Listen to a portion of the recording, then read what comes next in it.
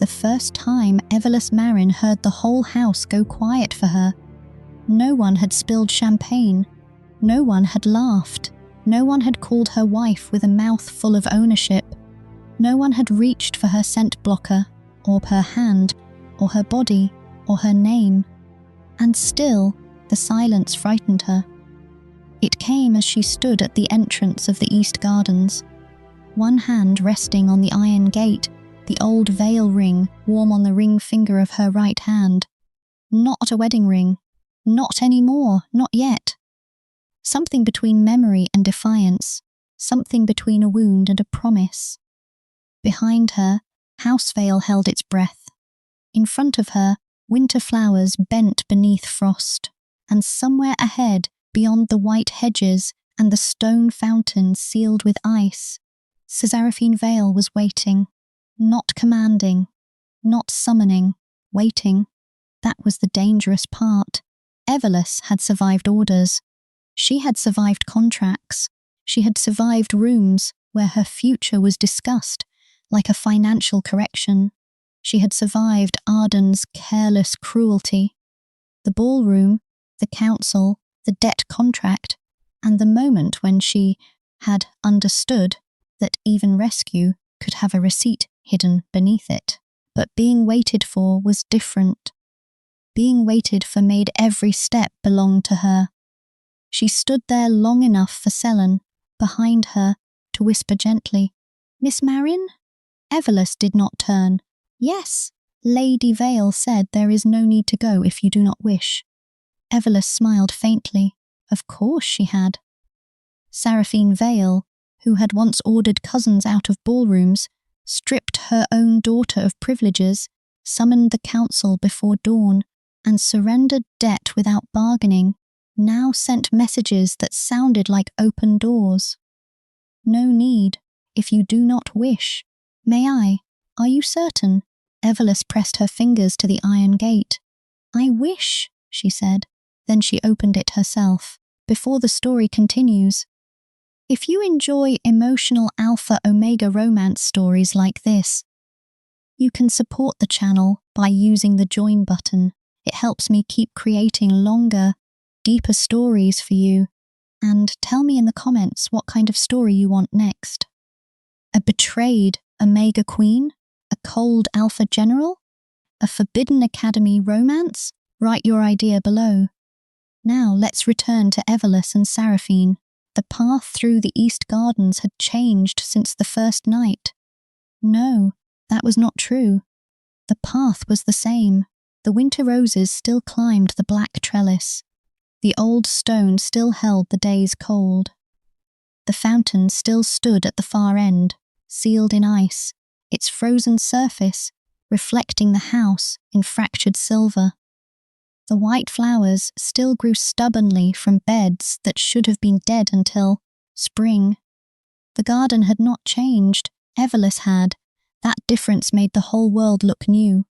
She walked slowly, not because she was afraid of reaching Seraphine, but because she wanted to feel the choice all the way there.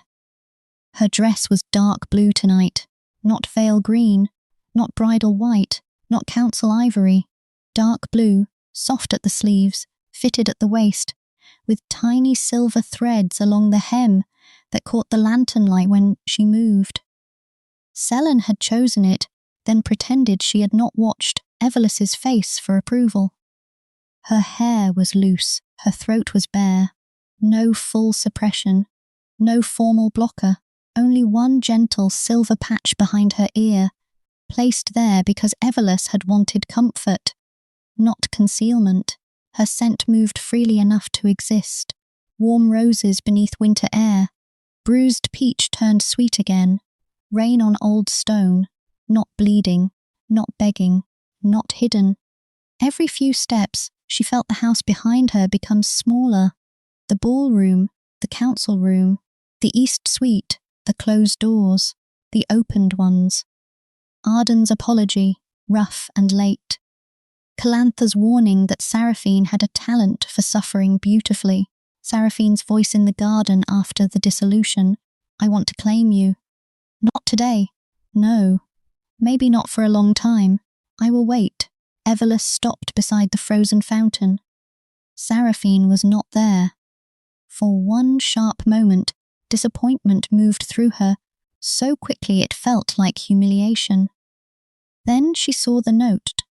It rested on the stone edge of the fountain, held down by a small black paperweight shaped like a raven. Seraphine's handwriting was unmistakable. Severe, elegant, controlled enough to wound. Evelisse picked it up. Evelisse, I was here before the hour agreed.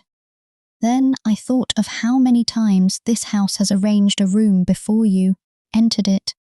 Tonight, I will not be another arrangement. If you still wish to see me, I am in the old glass house. If you do not, the garden is yours. Evelisse read the note twice, then once more. A laugh broke from her, small, wet, almost angry, almost adoring. You impossible woman, she whispered. The garden did not answer. It did not need to. Evelisse folded the note and held it against her chest. For most of her life, people had moved her from place to place and called it care. Her aunt had moved her toward marriage because debt had become a knife at the family's throat. The creditors had moved her toward ruin because numbers were cleaner than mercy. Arden had moved her into a ballroom and expected gratitude. House Vale had moved her into the East Suite, into protection, into scandal, into council testimony. Seraphine had moved away, not from rejection, from respect. The old glass house stood beyond the east gardens, half hidden behind cypress trees and winter ivy.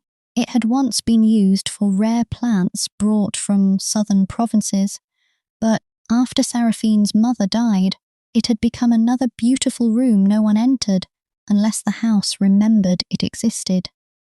Tonight, golden light glowed through the frosted panes. Evelisse walked toward it.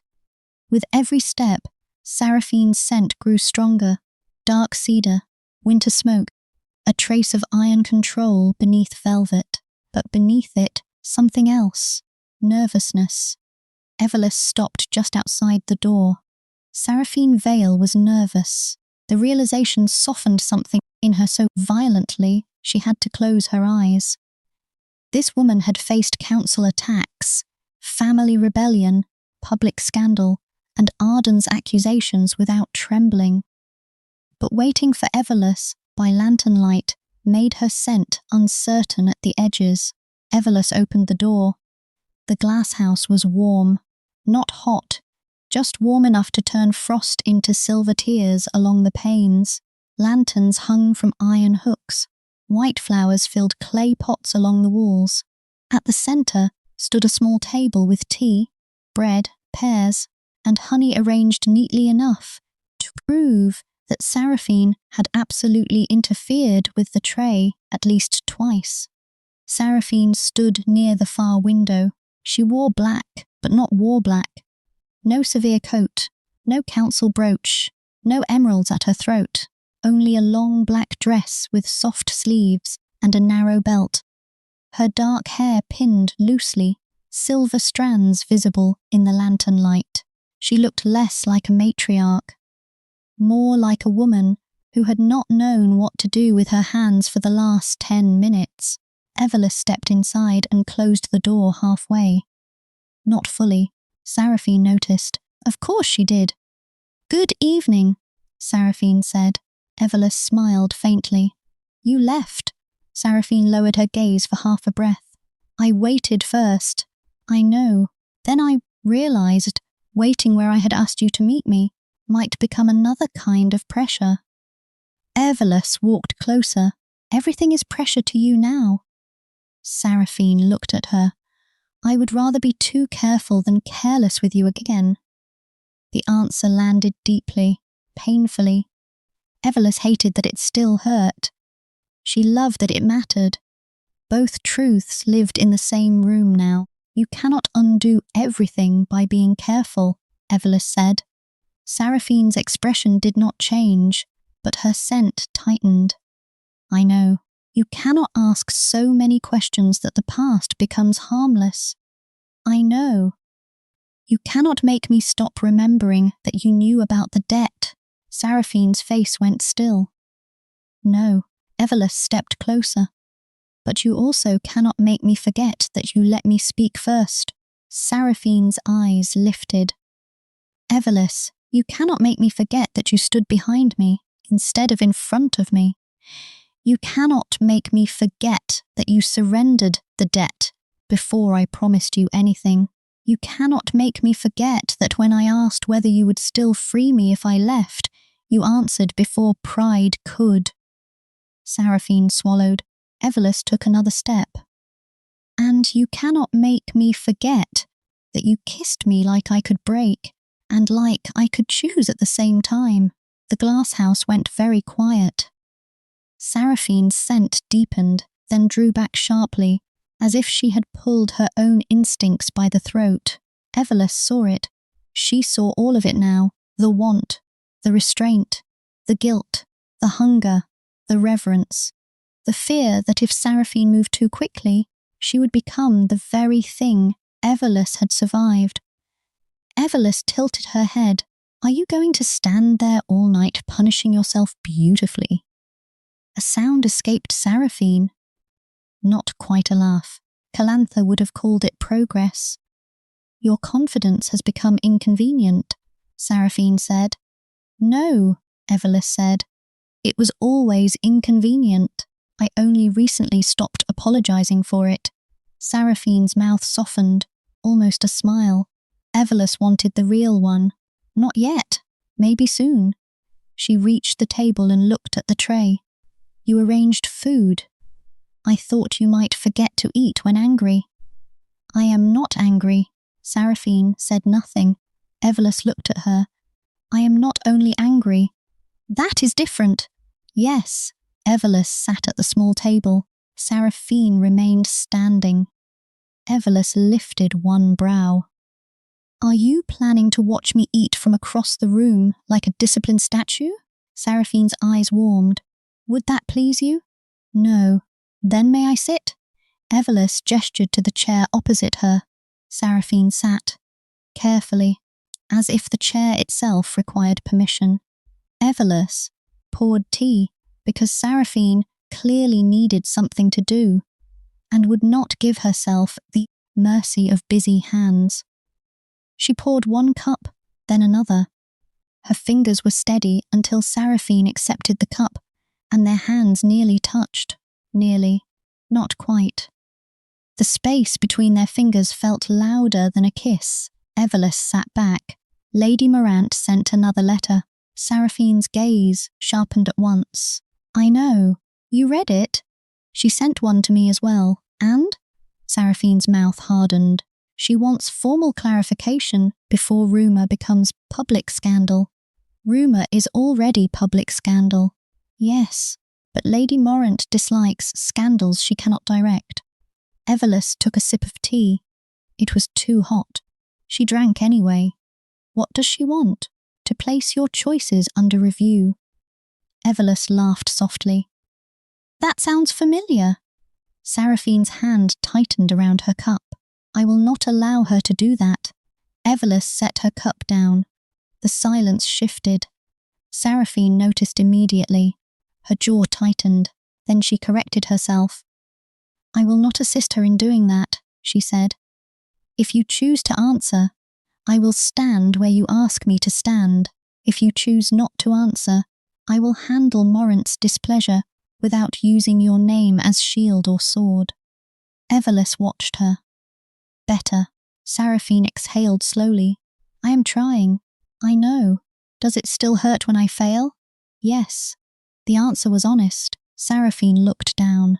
Evelisse reached across the table and touched the edge of Seraphine's sleeve. Only that. Seraphine went still. Evelisse said, it also matters when you correct yourself. Seraphine closed her eyes. The lantern light moved across her face, softening nothing, revealing everything. The hard line of her mouth, the faint shadow beneath her eyes, the silver in her hair, the control that had once made her untouchable, and now made her look lonely when she used it against herself. Evelisse's fingers curled lightly into the fabric. Seraphine. The Alpha opened her eyes. Yes, I do not want a hearing. Then there will not be one. Evelisse shook her head. No. Seraphine waited. Evelisse looked at the half-open door. I want a declaration. Seraphine did not move. Outside, winter wind touched the glass. A declaration, Seraphine repeated. Yes, to the council, to the council, to the house. To anyone who thinks whispering gives them a right to name what this is before I do. Seraphine's gaze held hers. What do you want to name it? There it was. The question beneath every careful step. Evelisse looked down at the ring on her right hand. The old gold had warmed from her skin. Once, it had been too large. A family ring given without care. A symbol that she had been placed into a life already chosen. Seraphine had resized it, not to reclaim it, to let it wait. Evelisse touched it with her thumb. I don't know all of the name yet, she said. Seraphine's expression softened. That is allowed, but I know what it is not. Tell me. Evelisse looked back up. It is not pity. No. It is not gratitude. No. It is not because you rescued me. Seraphine's eyes darkened with old guilt. No. It is not because I was Arden's wife.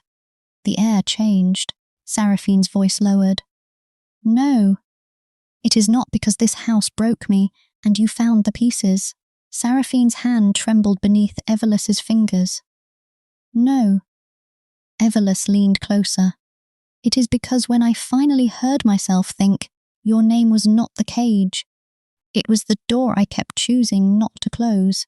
Seraphine stopped breathing.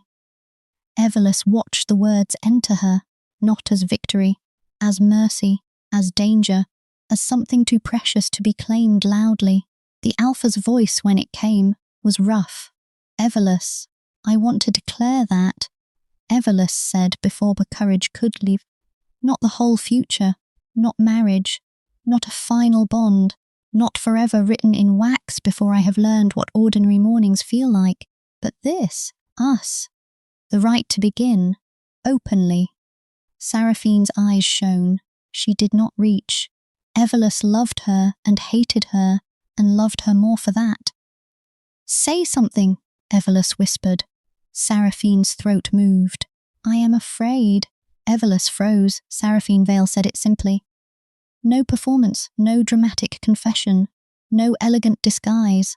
I am afraid, she repeated. Not of scandal, not of Morant, not of the council.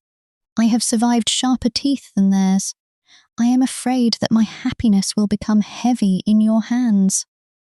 I am afraid you will feel responsible for softening me, because I was careless enough to reveal I can be softened. I am afraid that if you choose me too soon, some part of you will later wonder whether freedom was simply another path that led to my door. Evelisse's chest tightened. Seraphine continued, quieter now. And I am afraid that if I keep stepping back, you will think I am denying you instead of honouring you. The words settled. Evelisse looked at this woman. This terrifying, impossible woman, who had once entered rooms like judgment, and now sat across from her, confessing fear over tea that had gone cold. Something in Evelisse moved, not wounded, not grateful, alive. She stood. Seraphine stood immediately. Evelisse almost smiled. Sit down. Seraphine blinked. Evelisse lifted one brow. I did not faint. Seraphine sat back down slowly, as if obeying Evelisse was both discipline and devotion. Evelisse walked around the table. Seraphine watched her approach. Every instinct in the room woke. The Alpha's scent deepened. The Omegas answered. Warm roses, dark cedar, rain, smoke, winter and bloom. Evelisse stopped beside Seraphine's chair. The Alpha looked up. Evelisse lifted her hand to Seraphine's face. Stopped. May I? Seraphine's answer was almost soundless. Yes. Evelisse touched her cheek. Seraphine closed her eyes, just like in the garden, just like in the portrait hall. But this time, Evelisse did not simply brush a tear away or test courage. She held Seraphine's face in her palm and felt the powerful alpha lean, barely, into the touch, barely. Enough. You keep worrying that your happiness will become heavy in my hands, Evelisse said. Seraphine opened her eyes. Evelisse bent closer. What if I want to hold it? Seraphine stared at her. What if I want to know what you look like when you stop turning love into punishment? What if I want to see you smile before Calantha has to irritate it out of you? What if I want to walk beside you in rooms where everyone whispers and feel you choose restraint? Not because you are ashamed of wanting me, but because you trust me to come closer when I wish? Seraphine's breath shook. Evelisse's thumb moved once along her cheekbone. What if I want ordinary mornings with you, Seraphine? Not because I owe you, not because you saved me, because I like the way you look at tea, as if it personally betrayed you by Kugling. Because you pretend not to fuss over whether I have eaten, because you listen when I say no, because you look at me like my voice is a law you intend to obey. A tear slipped down Seraphine's face. Evelisse went still. Seraphine seemed just as startled. For one breath, neither moved. Then Evelisse smiled softly. Oh, Seraphine looked away. Evelisse gently turned her face back. No. Seraphine's eyes returned to hers. Do not hide that. The echo struck them both. Once, Seraphine had said those words about Evelisse's laugh. Now Evelisse said them about Seraphine's tears. The alpha closed her eyes again, but not to hide, to survive being seen. Evelisse leaned down and kissed the tear from her cheek. Seraphine made it sound so quiet it almost broke Evelisse. Not desire, not only relief. Evelisse rested her forehead against Seraphine's. I want the declaration, she whispered.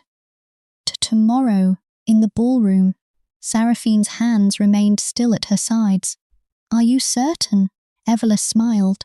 No. Seraphine's eyes opened. Evelisse kissed the corner of her mouth. I am not certain about everything. I am not certain about forever. I am not certain about claims or houses or titles, or how long anger takes to become memory, but I am certain I want to stand beside you tomorrow. Seraphine's voice was rough. Then I will stand beside you. No. Seraphine froze. Evelisse drew back enough to look into her eyes. You will stand behind me until I call you forward.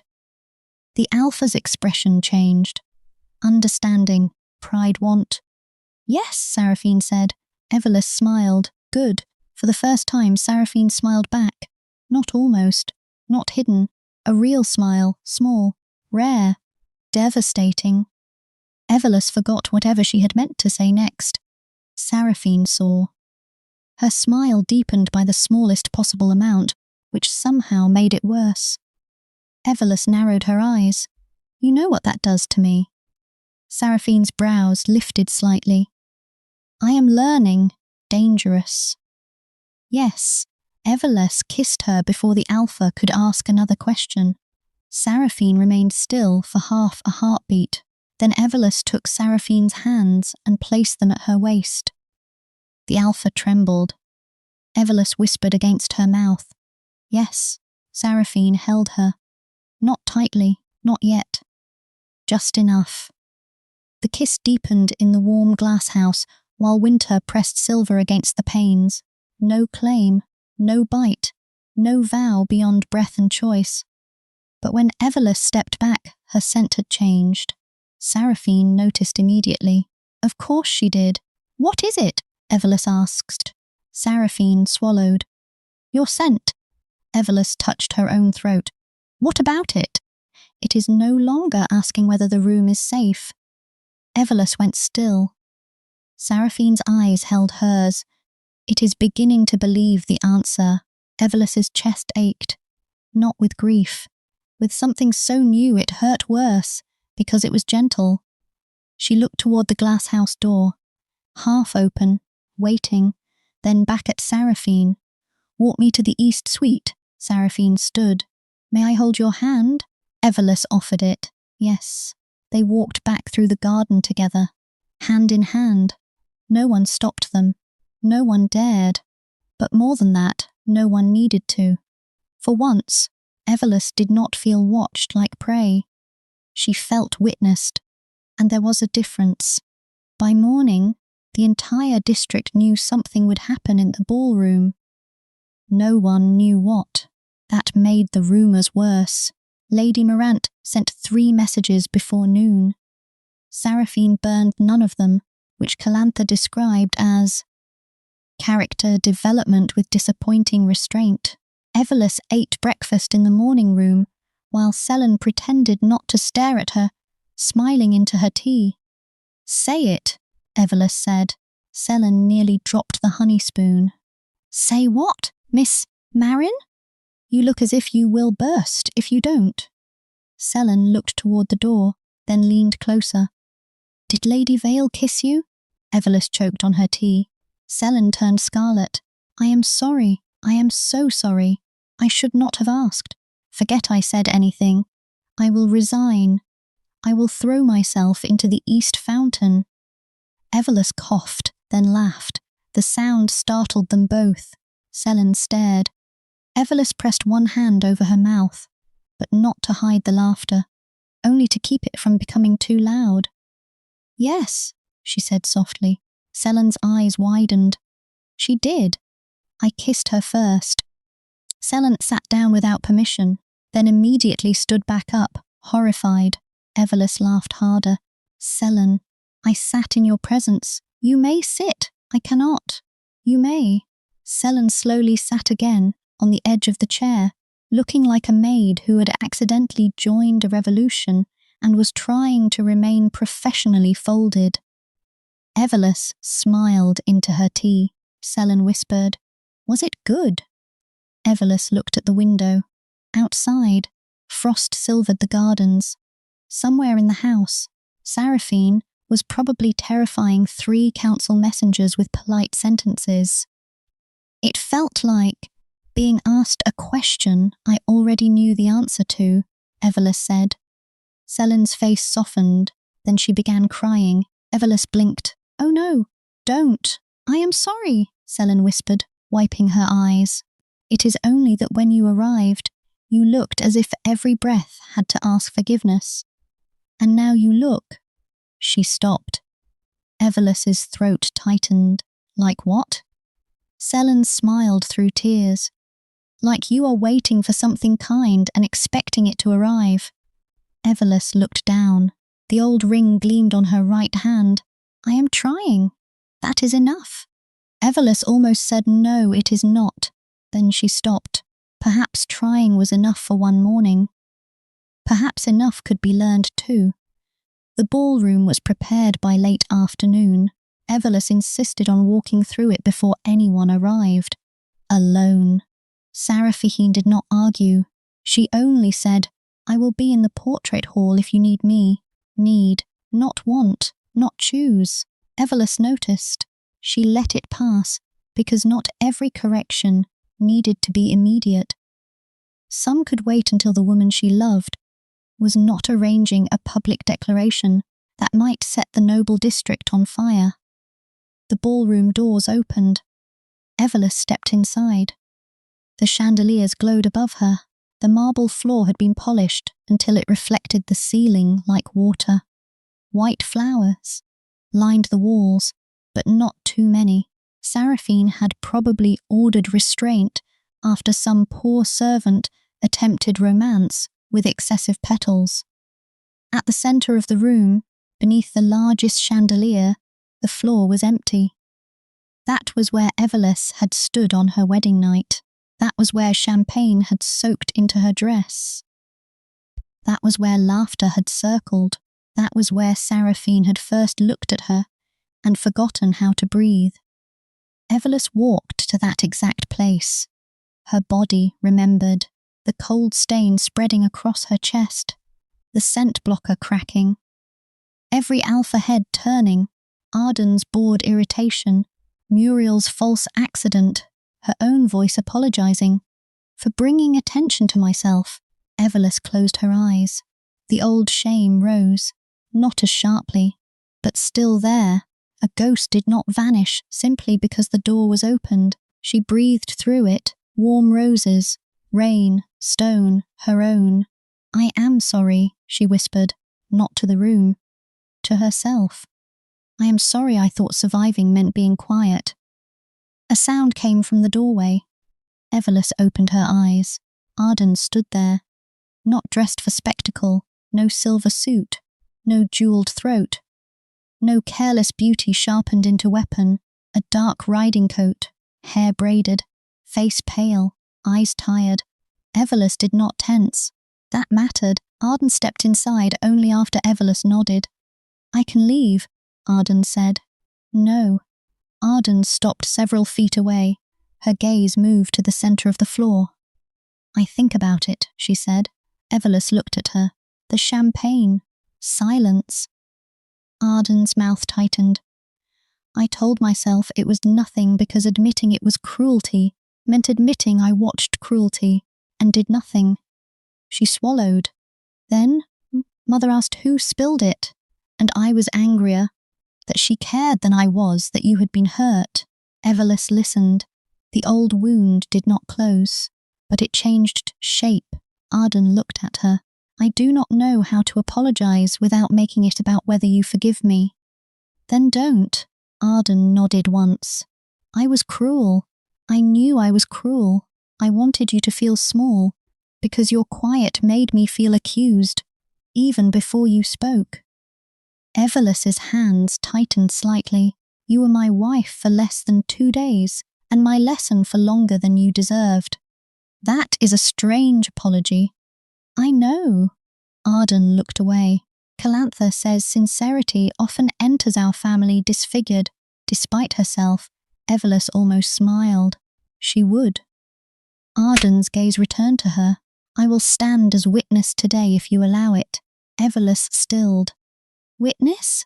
To say I do not contest your declaration.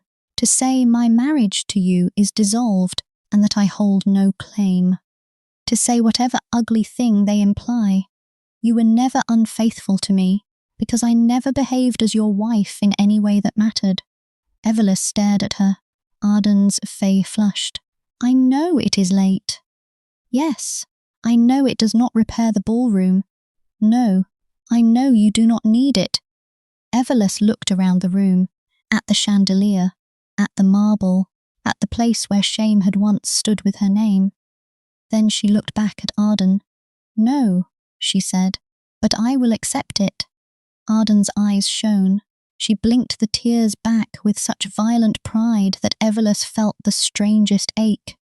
Not forgiveness, not exactly, but pity without weakness, recognition without invitation. Thank you, Arden said. Evelisse nodded. Arden turned to leave, then stopped. Evelisse? Yes, my mother will make mistakes. Evelisse's mouth softened. I know. She will try to solve pain like a political problem.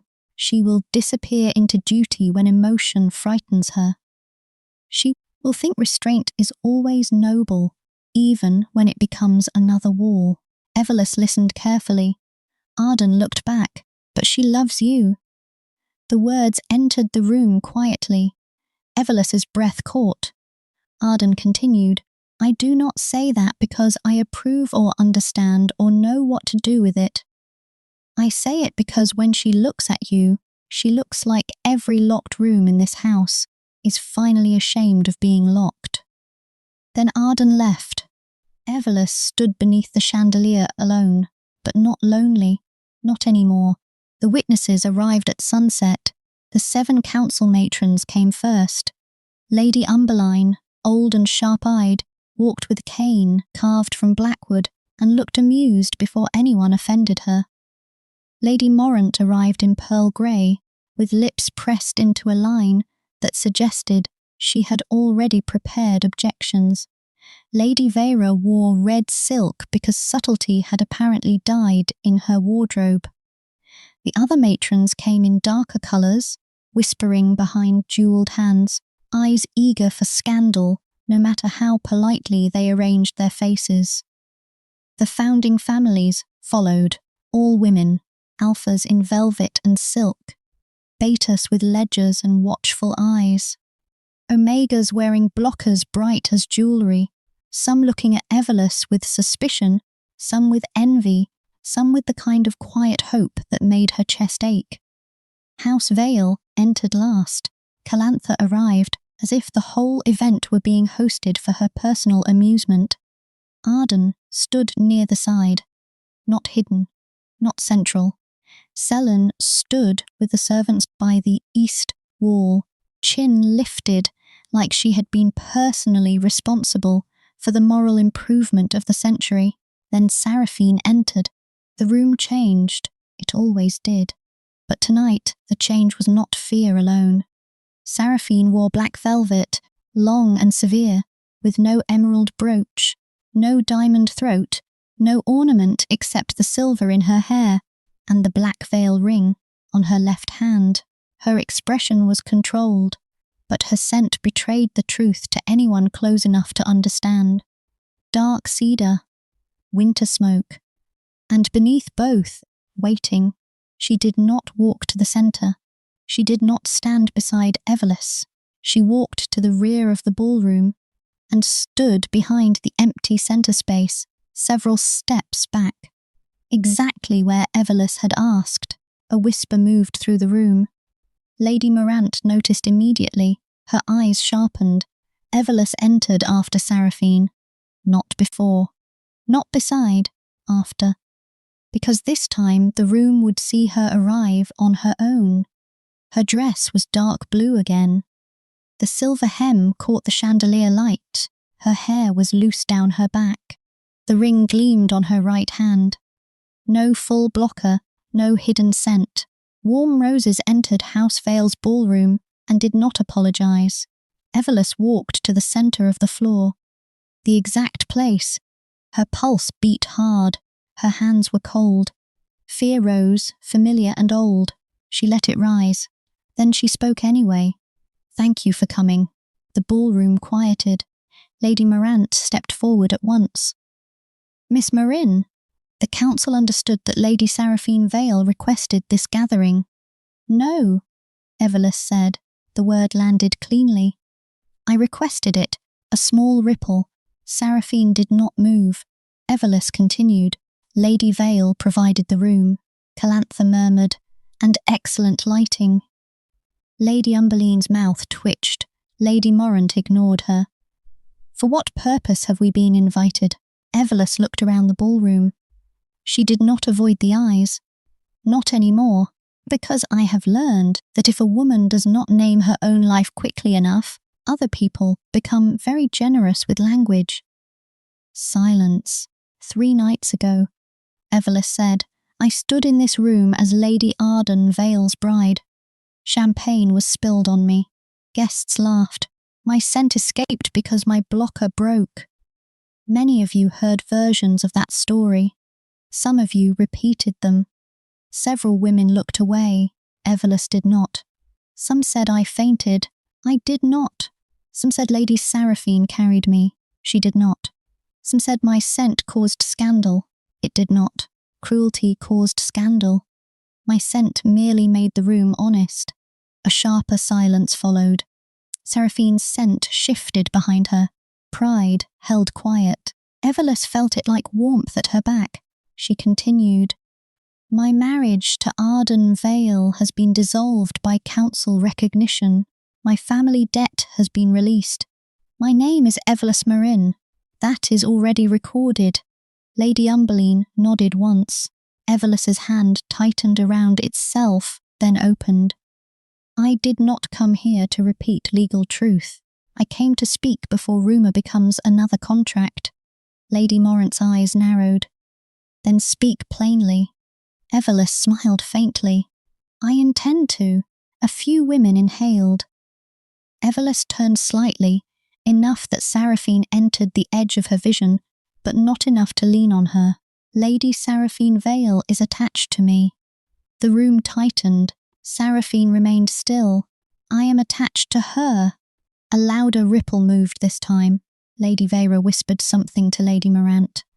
Calantha rolled her eyes so hard it was nearly audible.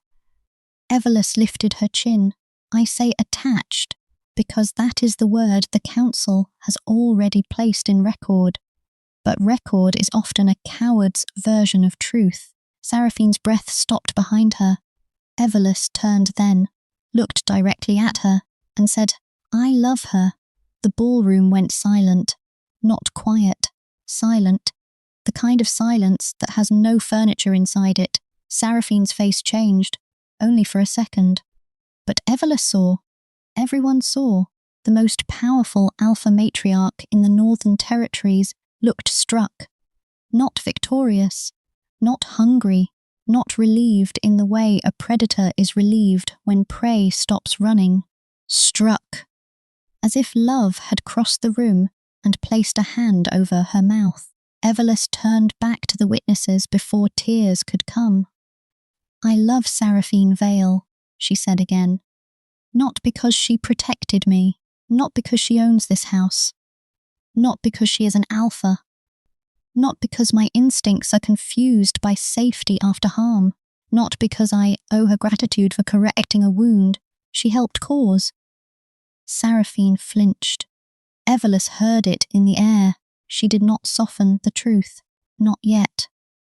I love her because she let me leave a room while wanting me to stay, because she stood outside my door and did not knock, because she asked, before touching my cheek, when no one had ever taught me I could be asked, because she confessed her own harm without making my forgiveness the price of her honesty, because she wants me and still believes wanting grants her nothing. The ballroom listened. Even Morant, even Arden. Evelisse's voice trembled then, but did not break. And because when I finally began to belong to myself, she did not ask me to belong to her instead. Seraphine's eyes shone. Evelisse looked at her fully. Seraphine. The name moved through the ballroom like fire through silk. Seraphine stepped forward once, then stopped, waiting for the rest. Evelisse held out her left hand. Empty, free, come here. Seraphine walked to her, slowly, every step controlled, every breath visible in her scent. When she reached Evelisse, she did not touch her.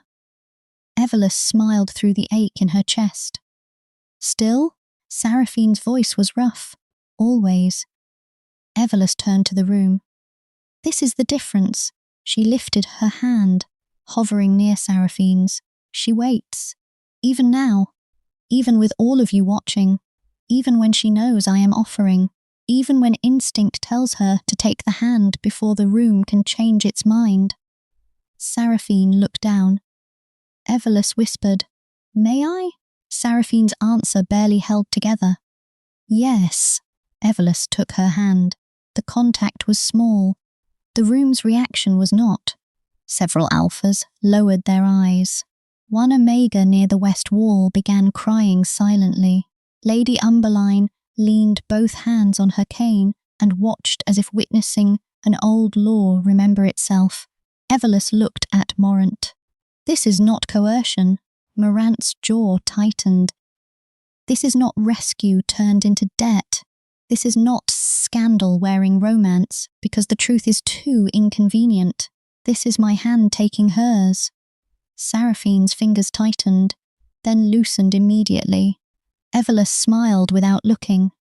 I felt that, Seraphine murmured. Forgive me. Evelisse turned her head. No. Seraphine froze. Evelisse squeezed her hand. Do not apologize for wanting to hold me. Just remember I am holding back. Seraphine's eyes darkened. Yes. The room shifted again. Something older than scandal moved through it. Recognition.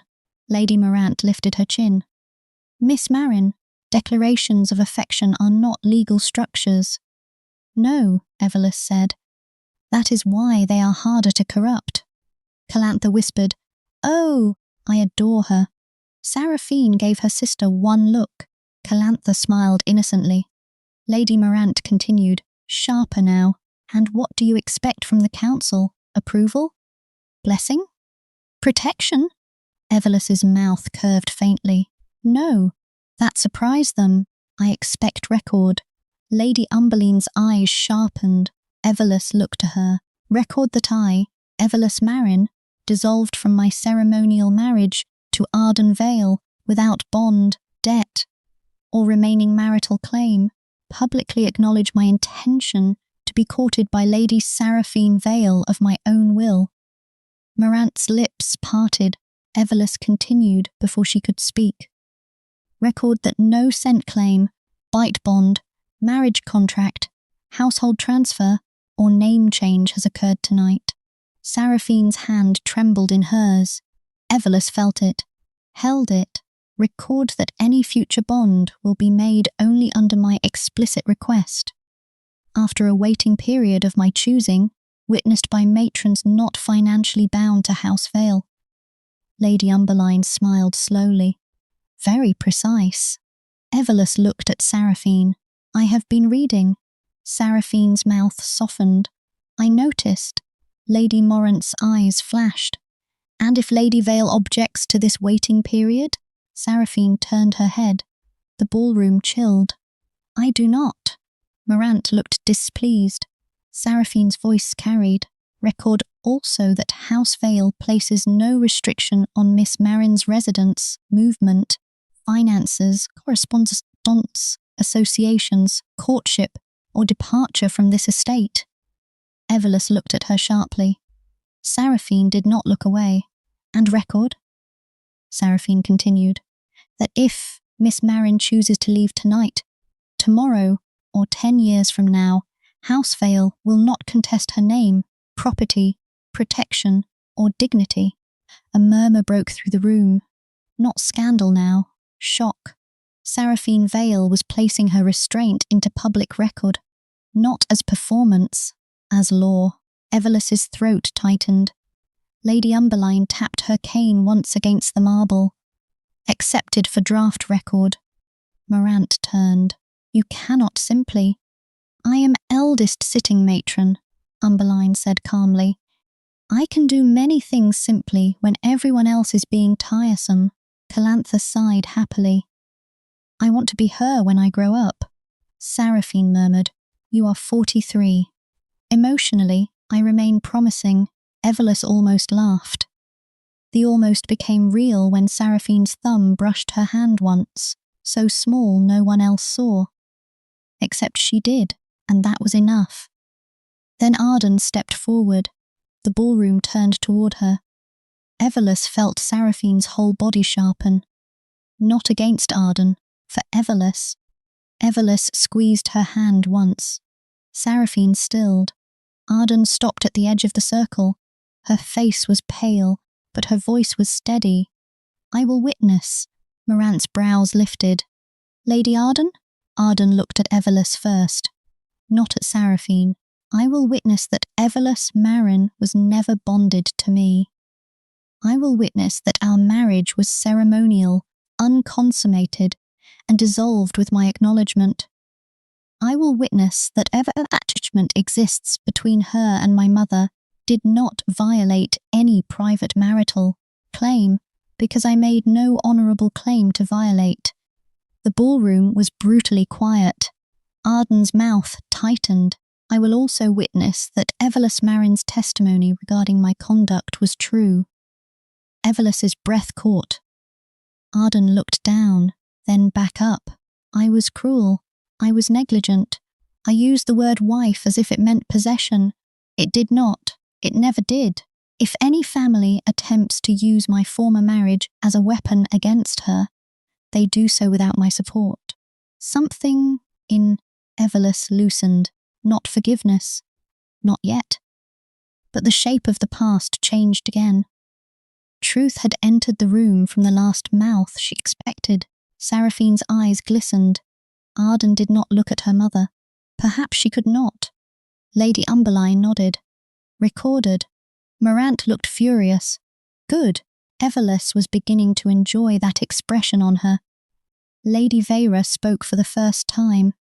And what of propriety? Calantha groaned. Someone always invites propriety. It never brings wine. Lady Vera ignored her. Even without legal violation, the optics are severe. A matriarch and the former bride of a daughter. The former bride of a dissolved ceremonial arrangement. Umberline corrected. Vera's eyes narrowed. Still, the families will speak. Evelisse turned toward her. Let them. The answer was quiet. It landed hard. I have been silent for 27 years. So other people could feel comfortable with what they took from me. I will not spend my freedom managing the discomfort of women who never protected me when silence was easier. No one answered. Evelisse looked around the ballroom, at the alphas, the omegas, the betas, the council, the servants, the woman she loved. If my love is inconvenient, then let it be inconvenient. If my name in Seraphine's mouth offends the district, let the district learn endurance. I have had practice. Calantha whispered, that one needs to be embroidered.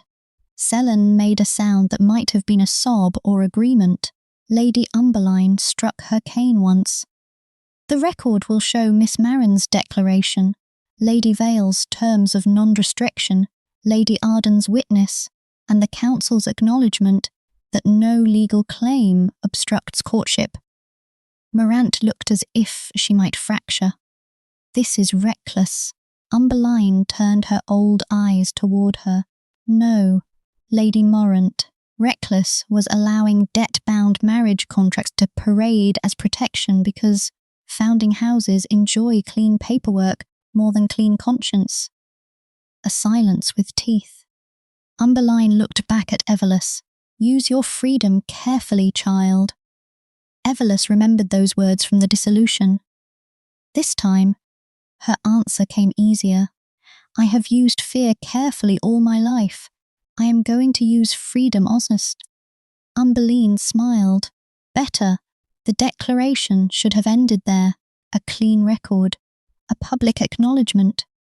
A room full of witnesses forced to carry the truth out into the district.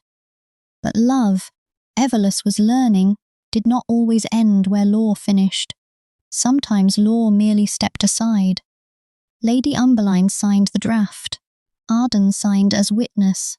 Seraphine signed where House Vale's acknowledgement required her name. Then the paper was placed before Evelisse. The room watched. She picked up the pen.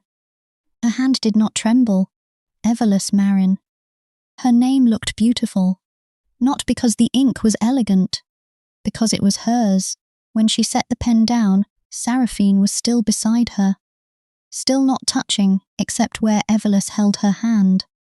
Still waiting, Evelisse turned to her. The ballroom faded at the edges. Seraphine's face was composed, but her eyes were not. There was love in them now, openly, painfully, with no safe place to hide. Evelisse stepped closer. Seraphine inhaled. Evelisse. Yes, there are witnesses. I know. If you kiss me again in front of them, Calantha will become unbearable. From across the room, Calantha called. I already am. Evelisse smiled. Seraphine did too. A real one. In public. Soft enough to be private and visible enough to change the air. Evelisse lifted her hand to Seraphine's cheek. This time, she did not ask. She had already been given the answer in every waiting moment. Still, Seraphine whispered, yes. Evelisse kissed her. The ballroom did not disappear this time. Evelisse wanted to remember it. The chandelier light, the winter flowers, the council forced into silence, Arden turning away with a strange and sad smile, Selene crying into a handkerchief, Calantha looking too pleased with herself. Seraphine's hand at Evelisse's waist only after Evelisse guided it there. The kiss was gentle at first, then deeper. Still not hunger-taking, not a claim, not a performance. A promise beginning. When they parted, Seraphine rested her forehead against Evelisse's. "Are you all right?" Evelisse laughed softly. "You kissed me like I might be made of glass." Seraphine's voice roughened. "You are not. No, I know that, do you?" Seraphine drew back enough to look at her. "Yes, but I am still learning how to touch someone precious without treating her as fragile." Evelisse's chest warmed. That was a very good answer. I hoped so. Calantha clapped once. Wonderful. Painfully sincere. I need air. The ballroom slowly began to breathe again. The declaration became conversation. Conversation became whispers. Whispers became new versions of the story. But this time, the centre held. Evelisse had spoken first. The record existed. The witnesses could twist tone, expression, scandal, implication. They could not erase her words. She stayed beside Seraphine for an hour. Not because she had to. Because she wanted to know what it felt like to stand openly beside the woman everyone had suspected. To feel the old room adjust around her. To let alphas look and lower their eyes. To let omegas watch and wonder if wanting could be spoken aloud without ruin. To let Seraphine hold her hand in public with enough restraint that every matriarch in the room understood the devotion in it. Once, Lady Vera approached with a smile too sweet to be harmless. "Miss Marin," she said, "you are very brave." Evelisse looked at her. "Sometimes." The answer confused her. "Good." Lady Vera's eyes flicked to Seraphine. "And very fortunate." Evelisse smiled politely. "No, I am free. Fortune had very little to do with it." Seraphine made a sound that might have been approval. Lady Vera retreated.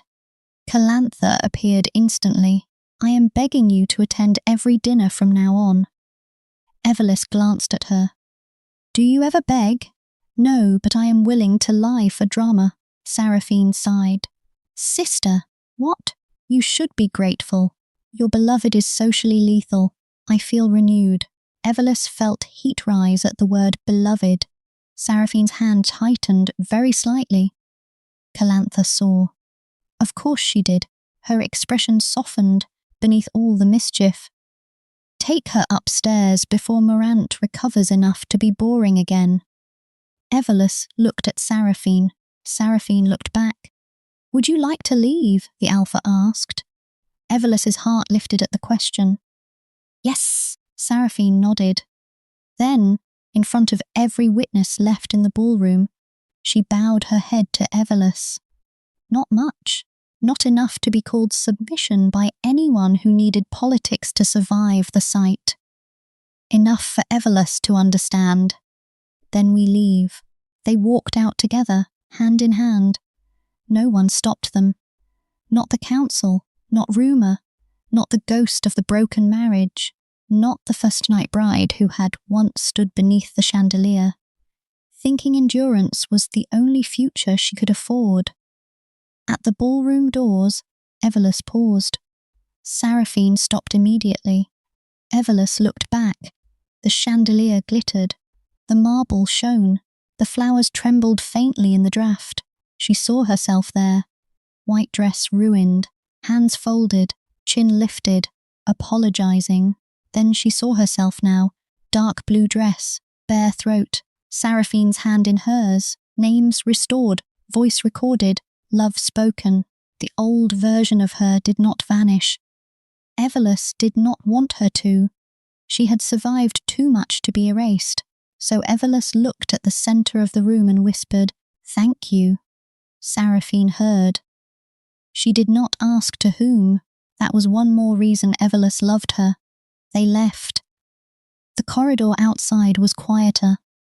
Warmer somehow, though the windows were touched with frost. Seraphine did not lead. Evelisse did. Not to the east suite, not at first. She turned toward the portrait hall. Seraphine's hand shifted in hers. Evelisse looked up. "Is this all right?" Seraphine's mouth softened. You are asking me? Yes. The Alpha's eyes warmed. It is all right. They walked beneath the painted matriarchs of House Vale. Severe women in high collars and jewelled throats. War makers, treaty breakers, daughters who had become mothers, who had become portraits before anyone asked whether they had ever been happy. Evelisse stopped beneath the portrait of Isolde. Seraphine's late wife smiled from the canvas like sunlight with teeth. Golden-haired, bright-eyed, one hand resting on younger Seraphine's shoulder, as if daring the world to try taking her. For a moment, neither woman spoke. Then Evelisse said, I was afraid of her. Seraphine looked at the portrait. Isolde? Yes. Why? Because she loved you first. Seraphine's breath changed. Evelisse kept her eyes on the painting. And because part of me thought loving you meant entering a room already occupied by a ghost. Seraphine was silent for a long time. Then she said, Grief is a room, not a throne. Evelisse looked at her. Seraphine's gaze remained on Isolde. I loved her loudly. She made it impossible not to. When she died, the house became quiet in a way I mistook for dignity. Then I called the quiet discipline. Then I called the discipline survival. Then I raised my daughters inside it and expected them not to confuse coldness with strength. Evelisse squeezed her hand. Seraphine's jaw tightened. I will always love her, she said. I know. I need you to know that love is not competition. Evelisse looked at the portrait. Isolde's painted eyes seemed amused, as if she had been waiting for the living to catch up. Evelisse said softly, Did she know which rules were cages? Seraphine looked at her then. The echo from their earlier conversation moved between them. Yes, Evelisse nodded toward the portrait. Then I think she would hate what this house did to you after she left. Seraphine closed her eyes. Pain moved through her, then breath. Yes, and I think she would hate what it did to Arden. Seraphine's voice was almost gone. Yes, and I think she would be pleased that someone finally annoyed you into becoming human again. Seraphine opened her eyes. Evelisse looked perfectly innocent. For one heartbeat, Seraphine only stared. Then she laughed. It was quiet, short, unpracticed, real. Evelisse froze. The sound entered her like sunlight. Seraphine seemed startled by herself. Evelisse lifted one finger. No, do not hide it. Seraphine's laugh faded into a smile. A true one. You are becoming demanding. I had poor examples of asking. I am improvising. Beautifully. Evelisse's cheeks warmed. She looked back at the portrait. Thank you, she whispered. Seraphine did not ask why. The painted Isolde smiled forever, but for the first time, the smile did not feel like a closed door. It felt like blessing. They continued down the hall. At the stairs, Seraphine asked, Where would you like to go? Evelisse looked toward the east wing. The suite waited there, the room where she had first slept safely, the room where Seraphine had written the protection order, the room where the ring had waited in a drawer, the room that had been shelter, evidence, and beginning. East Suite, she said. Seraphine nodded. They walked in silence. At the door, Evelisse stopped. Seraphine waited. The door was closed. Evelisse rested her hand on the handle, then looked back at Seraphine. For the first time I entered this room, I was hiding. Seraphine's expression darkened with memory. Yes. The second time, I was angry. Yes. Tonight, I am neither. Seraphine's voice lowered. What are you? Evelisse thought about it. The whole house seemed to wait for the answer, ready to be unafraid for a little while. Seraphine's eyes shone. Evelisse opened the door. The room was warm, fire lit, curtains drawn halfway. A tray of tea waited near the hearth. along with a note in Selen's handwriting that read, "I did not arrange anything romantic because I value my employment, but there is honey bread under the cloth." Evelisse laughed. Seraphine read the note over her shoulder. "I will raise her wages."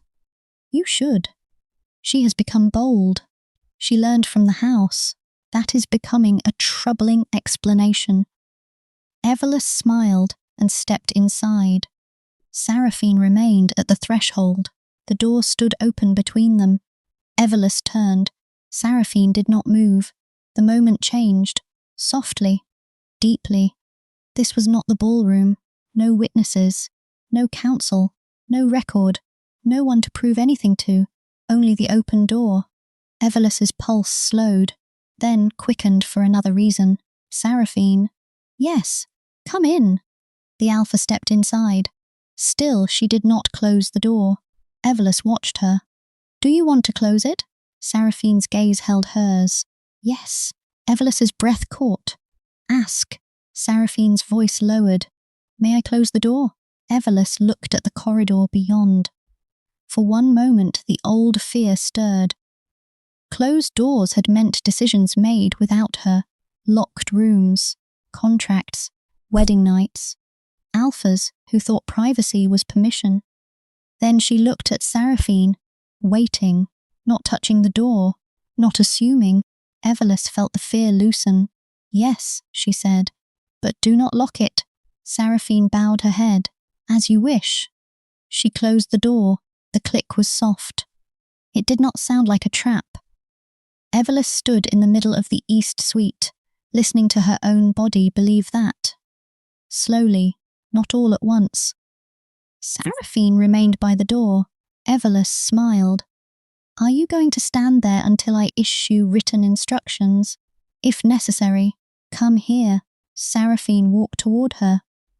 Stopped within arm's reach. Evelisse lifted both hands and placed them on Seraphine's shoulders. The Alpha's breath trembled.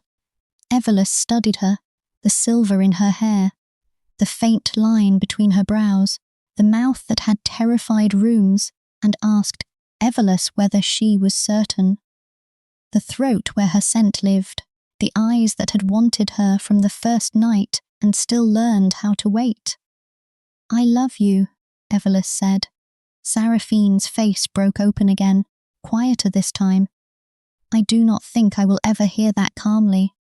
"Good, good," Evelisse nodded. "I want some things to reach you." Seraphine's hands remained at her sides. "They do." Evelisse took one of Seraphine's hands and placed it against her own waist. Then the other. Seraphine swallowed. Evelisse stepped closer. "You may hold me." The Alpha's arms came around her with exquisite care. Evelisse closed her eyes. There, held, not restrained, not gathered as property, held. Her body stiffened first because her body remembered too much. Seraphine felt it and loosened instantly. Evelisse tightened her own arms around Seraphine's neck. "No. Stay." Seraphine stopped breathing. Evelisse pressed her face against Seraphine's throat. "Stay," she whispered again. Seraphine held her, still careful, but fuller now. Evelisse let herself lean. The world did not punish her for it. The fire cracked softly. Outside the closed but unlocked door, House Vale continued existing with all its old walls and new wounds. Inside, Evelisse learned the weight of Seraphine's arms. Strong, warm, patient, she breathed in cedar and smoke, and something beneath it that belonged only to Seraphine when she was no longer performing power. A quiet loneliness, a hope that did not know where to stand. Evelisse kissed her throat. Seraphine made a low sound, not a growl, almost. Evelisse smiled against her skin. "You are holding back." "Yes, too much." Seraphine's voice was strained. "I do not trust myself to know the difference tonight." Evelisse lifted her head. "Then trust me to tell you." Seraphine's eyes searched hers. "I am trying. I know." Evelisse touched Seraphine's mouth with her thumb. I want you to kiss me like you are not ashamed of wanting to. Seraphine went utterly still. Evelisse kept her gaze steady. I do not want careful enough to feel distant. I do not want restraint that makes me feel alone beside you. I want you to ask, yes. I want you to stop if I say stop. I want doors open when I need them and unlocked when I don't. But I also want to feel wanted, Seraphine, not protected from your desire as if it is something ugly. Pain and hunger moved together through Seraphine's face. My desire frightened you once. Yes, I frightened myself. I know. Evelisse stepped closer until their bodies touched. I am not frightened now. Seraphine's voice dropped. Are you certain? Evelisse smiled. Yes. Seraphine asked again, because of course she did. Are you certain? Evelisse kissed her. This time, Seraphine did not merely receive, she answered. Her arms tightened around Evelisse, not trapping, but claiming the shape of the embrace. Evelisse had offered. Her mouth moved with a hunger that had been starved by restraint and disciplined by love. She kissed Evelisse as if every careful question had led here, as if wanting could finally breathe without becoming violence. Evelisse gasped softly. Seraphine stopped at once. Evelisse laughed against her mouth. No, no?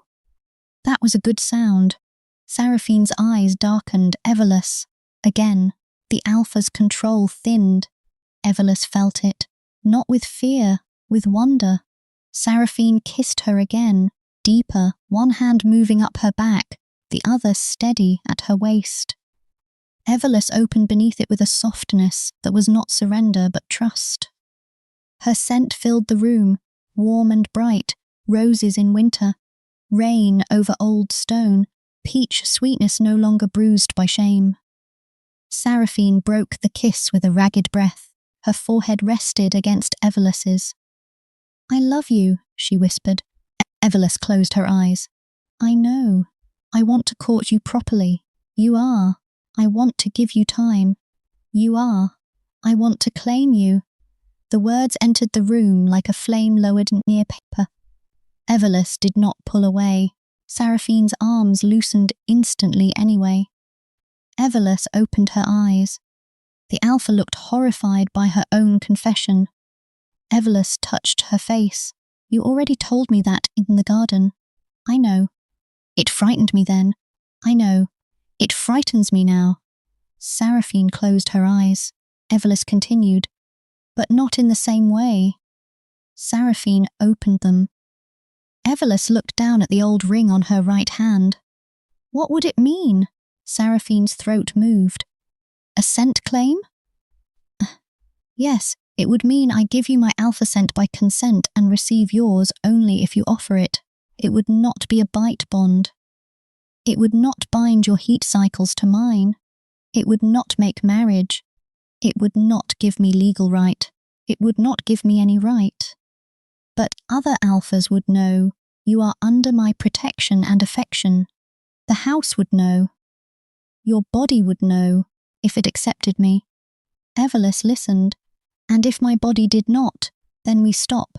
And if I wanted it undone, a physician can soften it, distance can fade it. Time can erase most of it. Most? Seraphine looked at her. Some choices remain in memory even when scent leaves. Evelisse understood that too well. She walked slowly to the fireplace. Seraphine did not follow. Good. Evelisse stood before the flames and pressed her fingers to her throat. No blocker there now, only skin, pulse, choice. She thought of the first night, when her scent had escaped like blood from a wound. She thought of the ballroom, every alpha turning. She thought of fear. She thought of Seraphine going still. Who spilled that drink on my daughter-in-law? She thought of the East Suite. I will not touch you without permission. She thought of the warning note. Matriarchs do not protect omegas unless they plan to own them. She thought of the council. I stand here because I want myself back. She thought of Seraphine kneeling in the ballroom, not to claim, but to ask, "May I love you openly?" Her heart beat once. Hard, Evelisse turned. Seraphine remained where she had left her, standing in the centre of the room, hands at her sides, face pale with restraint. For a moment, Evelisse saw the whole of her, not only the alpha, not only the matriarch, not only the woman who had arranged a marriage and regretted it too late, but Seraphine, a woman who had loved loudly once, lost brutally, raised children inside silence, mistaken control for care, harmed someone she never meant to harm, and then did the rarest thing power could do. She stepped back, again and again, until Evelisse could step forward. Evelisse walked to the vanity, opened the drawer. The small velvet box was there, empty now, except for the indentation where the ring had once waited. She touched the hollow space, then removed the ring from her right hand. Seraphine's breath changed behind her. Evelisse turned with the ring in her palm. "When Arden placed this on me, it was too large." Seraphine's voice was quiet. "Yes. It slipped off because no one had cared whether it fit." Seraphine flinched. Evelisse continued, "You resized it." "Yes. Then you told me it could wait." "I meant it." "I know." Evelisse looked at the ring. "I wore it on my right hand because I wanted to change what it meant before it touched the hand marriage had made." Frightening. Seraphine did not move. Evelisse's pulse beat in her ears. "Tonight, I want to change it again." Seraphine's eyes darkened with hope and terror. Evelisse walked to, stopped close, placed the ring in Seraphine's hand. Seraphine stared down at it as if Evelisse had given her a blade and a blessing together. Evelisse lifted her left hand. Empty, open, trembling. "Not as a wife," she said quickly, before the enormity could swallow her. "Not yet, not legally, not forever before I have lived tomorrow, but as a promise that I am not running from what I feel." Seraphine looked up. Evelisse's voice shook. "And as a promise that when I do choose marriage, if I choose it, I want the question to come from you." Seraphine's eyes filled. She looked almost young with it, almost ruined, almost free. "Evelisse," she whispered. Evelisse smiled through her own tears. "Ask me." Seraphine swallowed. Then, because she was Seraphine, because she had learned the shape of reverence through failure, she asked the smaller question first. "May I hold your hand?" Evelisse laughed softly. "Yes." Seraphine took her left hand. "May I place the ring?" "Yes." Seraphine slid the gold ring onto Evelisse's left ring finger. It fit perfectly. Evelisse gasped, not because anything magical happened, because the same metal that had once made her feel purchased now settled against her skin like a choice. Seraphine did not release her hand. Evelisse did not want her to. "What does it mean tonight?" Seraphine asked. Evelisse looked at the ring. "Beginning." Seraphine bowed her head over her hand, not kissing yet, asking with her paws. Evelisse whispered, "Yes." Seraphine kissed the ring, then the knuckle above it, then the inside of Evelisse's wrist. The room changed. Evelisse's scent rose sharply. Seraphine went still. The alpha's mouth hovered against her pulse. Evelisse felt the question in every breath. She answered before Seraphine could ask again. "Yes." Seraphine lifted her eyes. Evelisse said it clearly. "Yes, I want your scent claim. Not because I am grateful. Not because I am afraid. Not because I need the house to know. Because I want to carry something of yours that you did not take.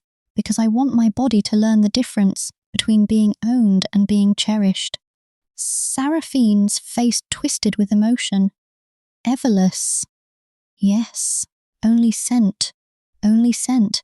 No bite, no bite, no bond beyond what you can step away from. Not tonight. If you say stop, I will. If you become afraid, I will tell you." And if I fail to hear, Evelisse touched Seraphine's mouth. You will hear me. Seraphine closed her eyes. Yes. Evelisse tilted her head slightly, exposing the soft line of her throat. The movement had once been fear. Tonight it was offering. Seraphine's alpha scent darkened, deepened, rose like winter forest after rain. Cedar, smoke, iron control melting into warmth. Possession held open, devotion with its hands visible. She leaned closer, slowly, so slowly Evelisse had time to change her mind 10 times. She did not. Seraphine pressed her mouth to the side of Evelisse's throat. Not a bite, not even teeth. A kiss, a breath, a long trembling exhale against bare skin. Evelisse's knees weakened. Seraphine's arms came around her only after Evelisse clutched her shoulders. The scent claim moved like warmth through water. Not force, not lightning, not a chain snapping shut. It was cedar settling around roses, smoke curling through rain. Winter accepting bloom without killing it. A dark, steady note beneath Evelisse's own scent, not covering, not changing, only answering. Evelisse made a broken sound. Seraphine lifted her head immediately. Stop! Evelisse shook her head, eyes closed. No, hold me. Seraphine held her. Evelisse pressed closer, face tucked against Seraphine's shoulder. Her scent opened fully for the first time without terror. Roses, peach, rain. Seraphine inhaled once, shaking. Evelisse felt the alpha's restraint shudder, then steady. Seraphine did not take more than was given. That was when Evelisse cried, not from pain, not from fear, from the sudden unbearable grief of realizing how gentle wanting could have been all along if anyone had cared enough to make it so. Seraphine held her through it, no shushing, no panic, no attempt to turn tears into a problem that needed solving. Only arms, only warmth, only one quiet sentence near her ear. I have you. Evelisse stiffened. Seraphine froze, then corrected instantly. No, forgive me, you have me. Evelisse sobbed once, then laughed through it, then cried harder because the correction mattered so much. Seraphine's hand trembled against her back. You have me, the alpha whispered again. As much as you want, for as long as you want, in whatever way you want. You have me. Evelisse lifted her tear-wet face. Seraphine looked devastated. Evelisse kissed her. Salt and warmth, tears and cedar. The ring between them. The scent claim new against her throat. The door closed but unlocked. When they finally sat before the fire, Evelisse ended up between Seraphine's knees, back against the alpha's chest, Seraphine's arms around her waist. It was shockingly intimate, not because of anything indecent, because nothing in Evelisse's body had to defend itself. Seraphine's chin rested lightly near her temple. Every few minutes she asked something. Too close. No, too warm. No, too much. Evelisse turned her head. Seraphine, yes? If you ask one more time, I will make you eat Selen's honey bread without tea. The alpha went silent, then said, cruel. Evelisse smiled. Effective. Seraphine's arms are tightened just slightly. Evelisse let her. For a long while, they watched the fire. Then Evelisse asked, what happens tomorrow? Seraphine's breath moved against her hair. The district talks. It already talks. Morant schemes. She already schemes. Calantha becomes unbearable. She already is. Arden leaves for the lodge again. Evelisse was quiet. Seraphine noticed. She asked to leave. The alpha said, not as escape, as space. Will you let her? Yes, that is new. Yes, does it hurt? Seraphine's answer took time. Yes. Evelisse placed her hand over Seraphine's. Pain is information. Seraphine's mouth brushed her hair. You said that. I say many wise things. You do. Evelisse smiled. The fire cracked. Then she asked the question that had been waiting beneath the softer ones. And us? Seraphine went still. Evelisse leaned back enough to look up at her. What happens tomorrow with us? Seraphine's eyes searched hers. Breakfast, if you wish. Evelisse blinked. Breakfast? Yes. That is your answer. You asked what happens tomorrow. Evelisse stared at her, then laughed. Seraphine's mouth curved. Evelisse shook her head. You terrifying romantic. Would you prefer poetry? No, breakfast is perfect. Seraphine's face softened. Then breakfast, and after. A walk, perhaps, and after. A letter to your aunt confirming the council bond and asking whether she wishes to visit. Evelisse's throat tightened. My aunt? Yes. Unless you do not want that. I don't know. Then the letter can wait. Evelisse studied her. Seraphine? Yes. You really mean ordinary things. I want extraordinary things, Seraphine said quietly. But I have learned that ordinary ones prove more. Evelisse turned in her arms and kissed her, softly, long enough to feel Seraphine's smile against her mouth. Later, Selene knocked, then immediately called through the door. I am knocking because I was raised properly, not because I wish to interrupt. Evelisse burst into laughter. Seraphine sighed. Come in, Selene. The maid opened the door, saw Evelisse in Seraphine's arms, saw the ring on the left hand, saw the scent claim glowing faintly in the air between them, and went utterly still. Then she covered her mouth. Evelisse smiled at her. Selene! The maid burst into tears. Seraphine looked alarmed. Evelisse patted her arm. She does that when happy. I am learning. Selene tried to speak and failed, then held out a tray. Calantha said, if I did not bring supper, she would come herself. Seraphine's eyes narrowed. She threatened us with herself? Selene nodded tearfully. A grave threat, Evelisse said. Seraphine accepted the tray. Selene looked at Evelisse's left hand. Her eyes filled again.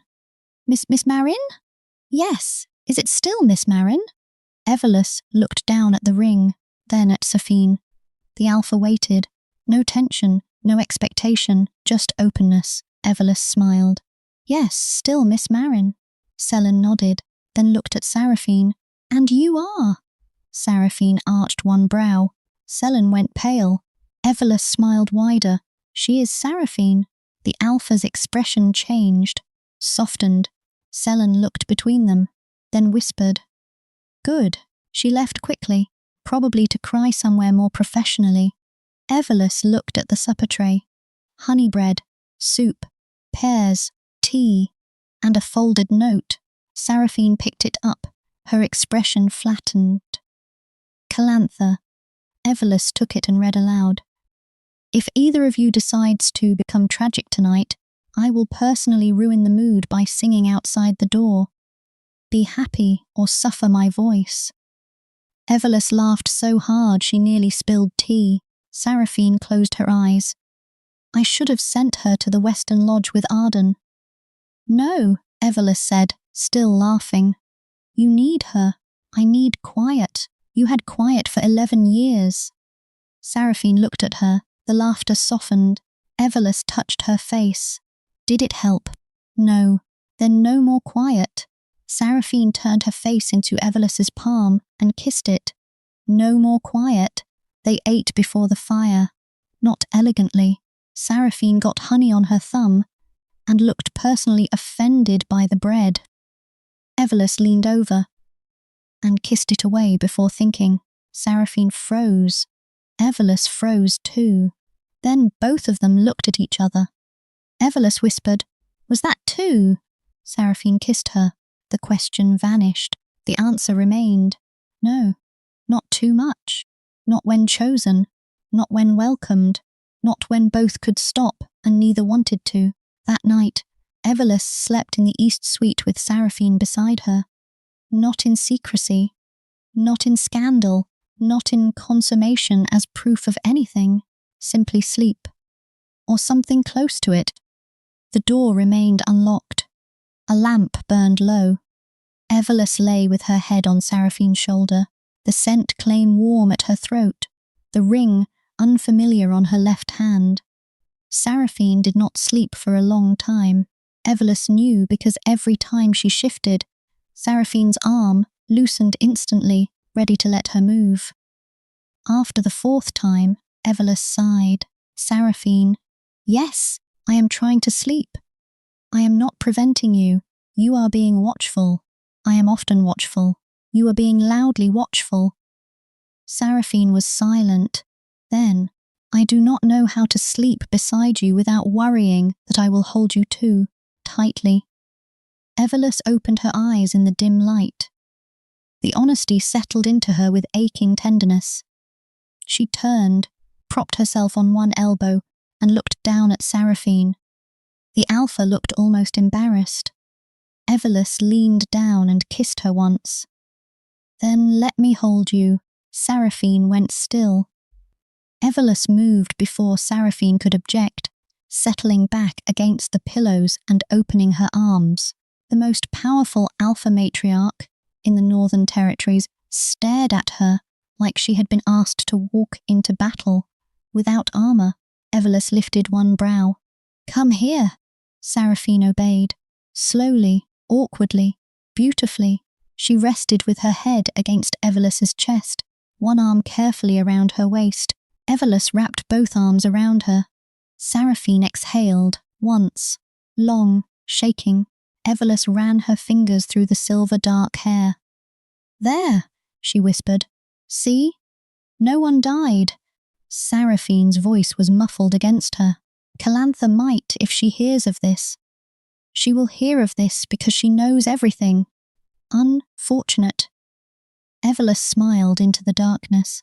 After a while, Seraphine whispered, I have not been held like this in a very long time. Evelisse's fingers stilled, then continued. Then sleep. I may not be able to. I did not ask whether you were able. Seraphine went quiet. Evelisse felt her smile, tiny, against her heart. Demanding, Seraphine murmured. Yes, good, they slept. Morning came with pale light and no fear. Evelisse woke first. For several seconds she did not move. Seraphine was still in her arms. The room was warm. The door unlocked. The ring remained on her finger. The scent claim remained soft at her throat. Nothing had vanished. No one had punished her for wanting. No council had entered. No contract had rewritten the night. She looked down at Seraphine. The alpha was asleep, truly asleep. Not watchful, not guarded, not arranged into dignity. Her face had softened. One hand rested loosely against Evelisse's waist. Silver hair had escaped its pins. The severe line between her brows was gone. Evelisse stared, then smiled. This was what power looked like when it trusted someone enough to rest. A knock came softly. Evelisse turned her head. Before she could answer, Calantha's voice floated through the door. I am not entering.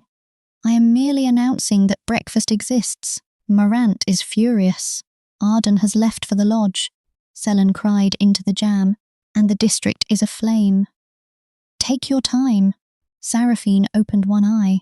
Evelisse pressed her lips together. Calantha added, Also, if either of you are naked, I do not want to know, but I will assume the answer is emotionally significant. Seraphine sat up. Calantha, alive are we? Wonderful. Leave. I already have. This is my voice lingering because I am memorable. Footsteps retreated. Evelisse collapsed back against the pillows, laughing. Seraphine looked down at her, offended and beautiful. You find her amusing. I find your suffering amusing. That is worse. Evelisse reached up and touched Seraphine's face. The alpha's expression softened immediately. Good morning, Evelisse said. Seraphine turned her face and kissed Evelisse's palm. Good morning, my love. Evelisse froze. My love. The words entered differently in morning light.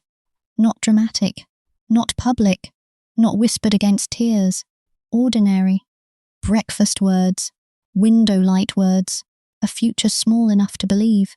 Seraphine noticed. Too much? Evelisse shook her head. No. Too soon? No. What then? Evelisse smiled. Say it again. Seraphine's eyes warmed. My love. Evelisse closed her eyes.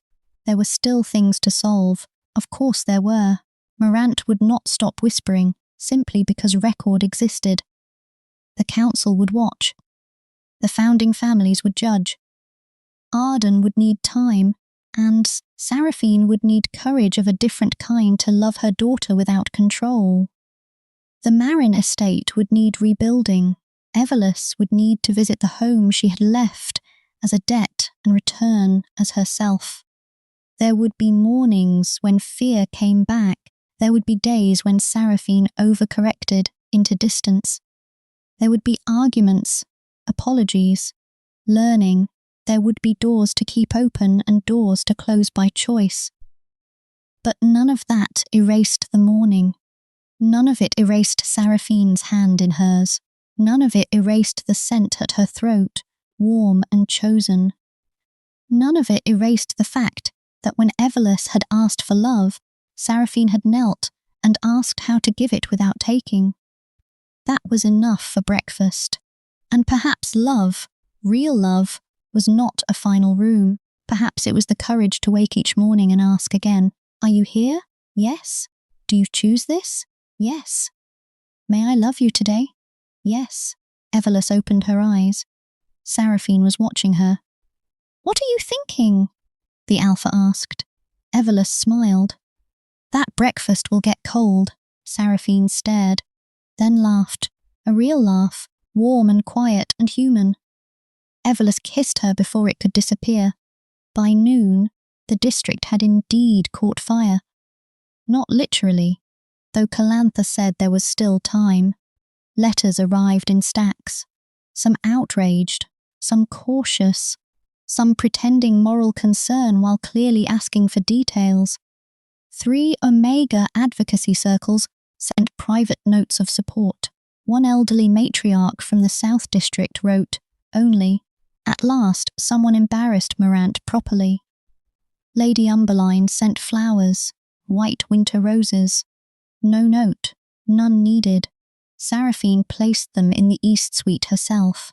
Evelisse watched from the desk, where she was writing to her aunt. The letter had taken all morning. Dear Aunt Mirelle, I am safe. She had written that first, then stopped, because safe was true now, but not simple, so she had added, I am also angry. I am also free. I am also not returning as the girl who left. That felt better. Seraphine did not read over her shoulder. Evelisse loved that too. What should I say? Evelisse asked. Seraphine turned from the flowers. To your aunt? Yes. What do you want her to know? Evelisse looked at the page. That the debt is gone, that the estate is protected for 1 year, that I am still Evelisse Marin, that I am not ashamed, that I love a woman she may think ruined me before saving me. That both can be true, that I do not know if she will understand, that I want her to try. Evelisse dipped the pen, then wrote, I know you thought you were saving me when you agreed to the marriage. I know fear makes cages look like shelter. I am trying to forgive that. I do not know if I can yet, but I want you to know this clearly. I was not ruined by leaving that marriage. I was returned to myself. She paused. Seraphine stood quietly by the flowers. Evelisse added, There is someone I love. You will hear things. Some will be cruel. Some will be almost true in the wrong order. Ask me before you believe them. Her hand trembled. She signed, Evelisse Marin. When she folded the letter, Seraphine approached. May I send it? Evelisse held it out. Yes. Seraphine took it carefully, then stopped. What is it? Evelisse asked. What Seraphine looked at the letter in her hand. I never asked whether you wanted me to write to her as well. Evelisse considered. What would you say? Seraphine was silent for a moment. Then, that I failed you before I loved you. That I will not ask her to approve of me before she has the right to be angry. That House Vale's protection of the Marin estate will remain whether she welcomes me or not. Evelisse's throat tightened, and Seraphine's eyes met hers. And that if she loves you, she should learn quickly that you are no longer someone to be negotiated around. Evelisse smiled. You may write. Seraphine bowed her head once. Thank you. The day unfolded strangely after that. Not peacefully, not exactly, but honestly. Arden's departure to the Western Lodge became official. Seraphine sent her not as exile but as space, with 2 guards Arden had chosen, and 1 Councillor Calantha, described as too sensible to be interesting, but perhaps useful. Before leaving, Arden sent Evelisse a small box. Inside was a pearl comb from the wedding, the one that had fallen from Evelisse's hair after the champagne. A note lay beneath it. I kept this because I did not know what to do with guilt when it had an object. It belongs to you, or to the fire. Evelisse held the comb for a long time, then placed it in the drawer beside the empty velvet ring box. Not forgiveness, not fire, memory, that was enough. In the afternoon, Evelisse walked through House Vale alone. The servants greeted her as Miss Marin. Some stumbled, some corrected themselves, some smiled. She visited the library. The law book was still there. A bride belongs first to herself. Evelisse touched the page, then took a blank sheet and wrote beneath it, in her own hand, and after herself, she may choose love. She left it between the pages, not as law, as amendment. At dusk, Seraphine found her in the ballroom, not beneath the chandelier this time, by the windows, watching snow begin to fall. The first snow of the season. It moved quietly beyond the glass, softening the gardens, the paths, the fountain, the roofs of House Vale. Everything harsh became edged in white. Seraphine stopped beside her. May I join you? Evelisse smiled without turning. You ask that as if I have not worn your scent all day. Seraphine was quiet. Then, that does not make your space mine. Evelisse turned. The answer deserved a kiss. So she gave one. Seraphine looked startled when it ended. Evelisse smiled. You are very easy to reward. I am not sure anyone has ever called me easy. There is a first time for everything. Seraphine's eyes warmed. They stood side by side, watching snow. After a while, Seraphine said, Morant will push for a second review. Let her. She may try to imply the scent claim compromises your independence. Evelisse lifted her wrist and sniffed delicately. Seraphine stared. Evelisse said, My independence smells excellent. The Alpha looked away, mouth twitching. Evelisse gasped. Was that almost another laugh? No. Liar. Yes. Evelisse leaned into her shoulder. Seraphine went still, only for a second before settling, allowing the contact. Learning, always learning. That evening they ate with Calantha. It was a mistake. It was also delightful. Calantha arrived wearing emerald silk, declared herself the only emotionally stable woman in this family, and then spent 10 minutes arguing with Seraphine about whether emotional stability required fewer than 3 attempted engagements. Evelisse laughed until her stomach hurt. Seraphine watched her laugh with such naked tenderness that Calantha stopped mid-sentence. Oh, she said softly. Evelisse looked at her. What? Calantha waved a hand. Nothing. I was about to become sentimental. Horrifying. Continue laughing before I recover. Seraphine's gaze softened. Evelisse, still smiling, reached under the table and took her hand. Seraphine's fingers closed around hers. No one commented. For once, even Calantha let softness live. Night came slowly. After dinner, Evelisse returned to the east suite with Seraphine. The door closed, unlocked. The fire was lit. The room smelled of tea, winter roses, cedar, rain, and the faint sweetness of honey bread. Selene kept leaving, as if romance required snacks. Evelisse stood before the mirror and removed the pins from her hair.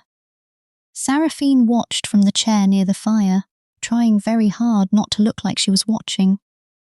Evelisse smiled at the reflection. "You may look." Seraphine's eyes met hers in the mirror. "I am looking." "No, you are politely suffering. That is also looking." Evelisse turned. Her hair fell loose around her shoulders. Seraphine's scent changed. Evelisse felt it in her throat, where the claim rested warm and new.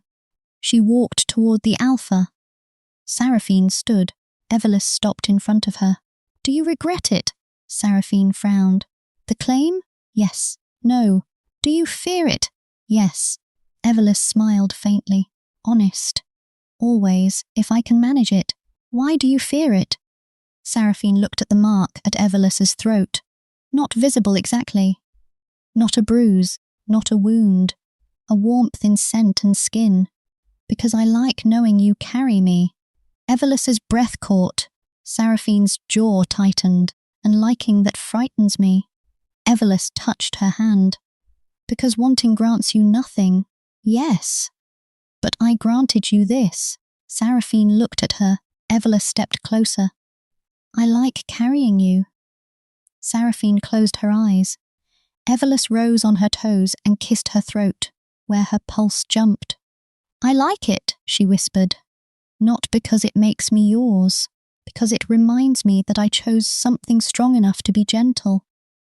Seraphine's hands hovered near her waist. Evelisse placed them there.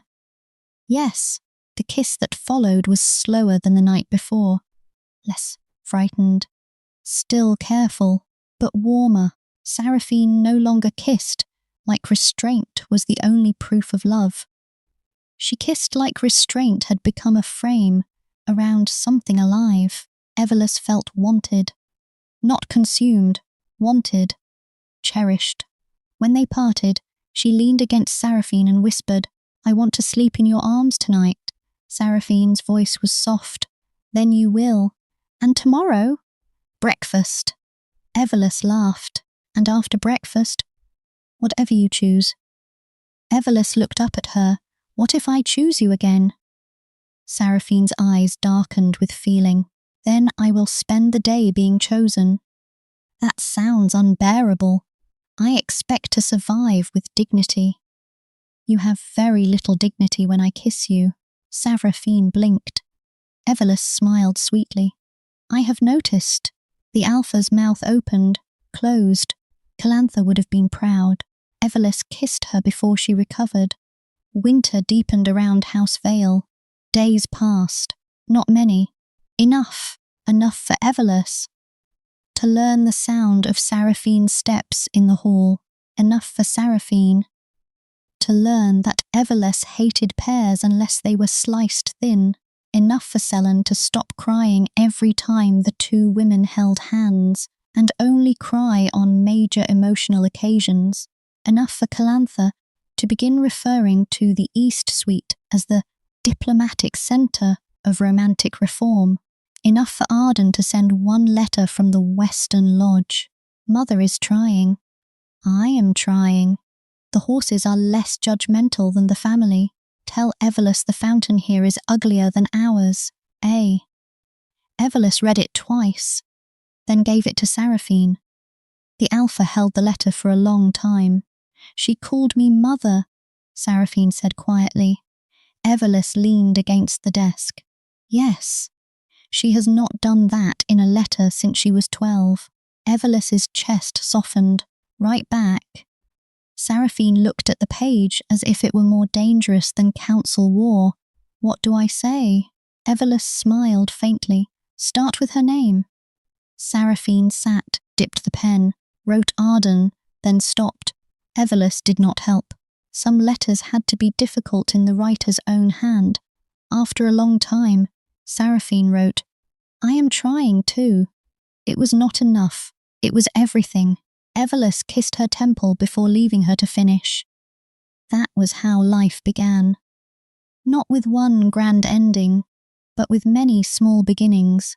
A chair beside Seraphine at breakfast, a walk in the East Gardens, a council letter answered without fear, a maid laughing in the corridor, a daughter writing from a lodge, a sister pretending not to care, a ring that changed meaning slowly, a scent claim that warmed instead of trapped, a door that sometimes closed and always remained unlocked.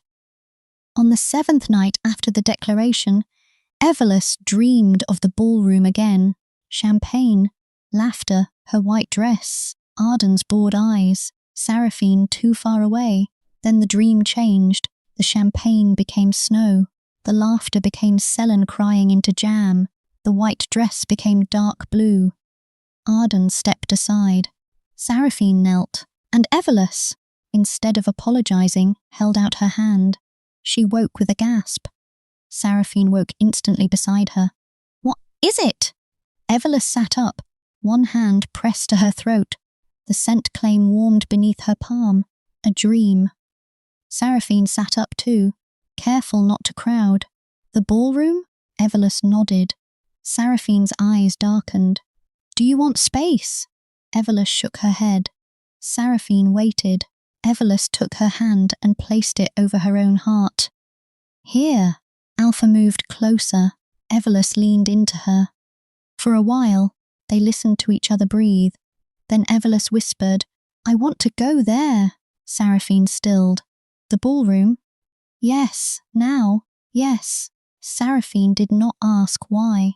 She only rose, wrapped a robe around Evelisse's shoulders, put on her own, and offered her hand. The house was dark, quiet. The halls glowed faintly with banked lamps. Snow pressed against the windows. They walked barefoot through House Vale like ghosts who had decided to become living women instead.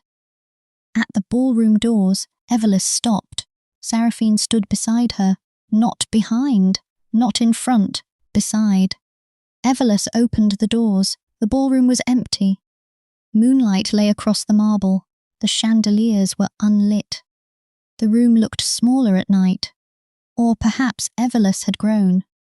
She walked to the centre. Seraphine followed only when Evelisse looked back and held out her hand. They stood beneath the chandelier.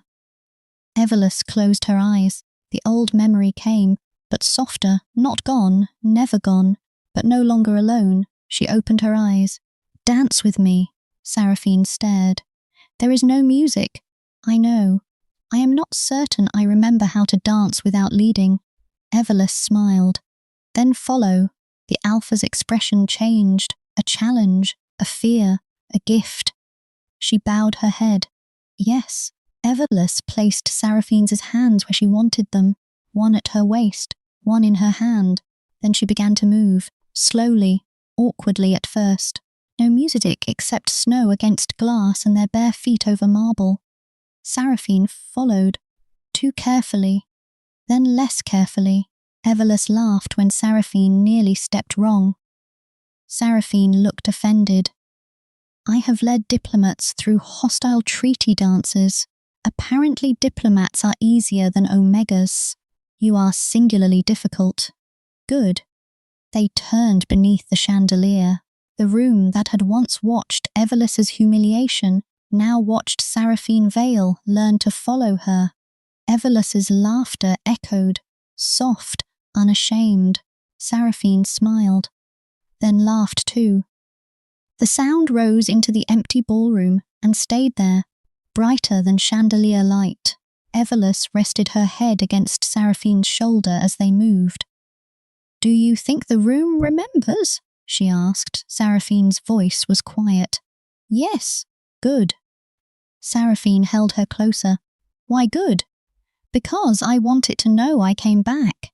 They danced until the cold reached their feet. Then Seraphine lifted Evelisse carefully into her arms. Evelisse gasped, then laughed. "Seraphine." "Yes, you did not ask." The Alpha froze. Horror crossed her face. Evelisse touched her cheek. I am teasing. Seraphine narrowed her eyes. That was cruel. Effective. Seraphine carried her anyway. Do you want me to put you down? No. Are you certain? Evelisse rested her head against Seraphine's shoulder. Yes.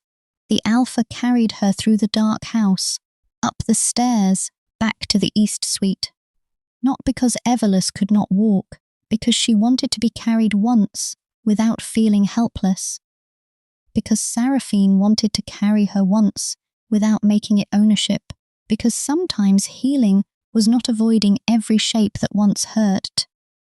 Sometimes healing was choosing the shape again with different hands. At the east suite door, Seraphine paused. Evelisse opened one eye. What? Seraphine looked down at her. I am happy. Evelisse went very still. The words were simple. Too simple, that was why they hurt. Seraphine looked almost confused by them. As if I am waiting for consequence, she said quietly. Evelisse touched her face. Then let it come. Seraphine's brows drew together. Evelisse smiled. The consequence is me. Seraphine laughed softly, then carried her inside. Spring did not arrive quickly. It never did in the Northern Territories, but winter began to loosen. Snow melted from the east gardens first.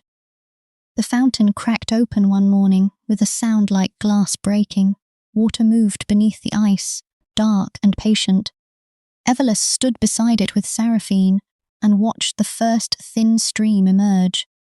Calantha, wrapped in fur and drama, declared it symbolic and therefore annoying. Selene brought tea outside and cried only once. Arden returned from the Western Lodge 2 weeks later.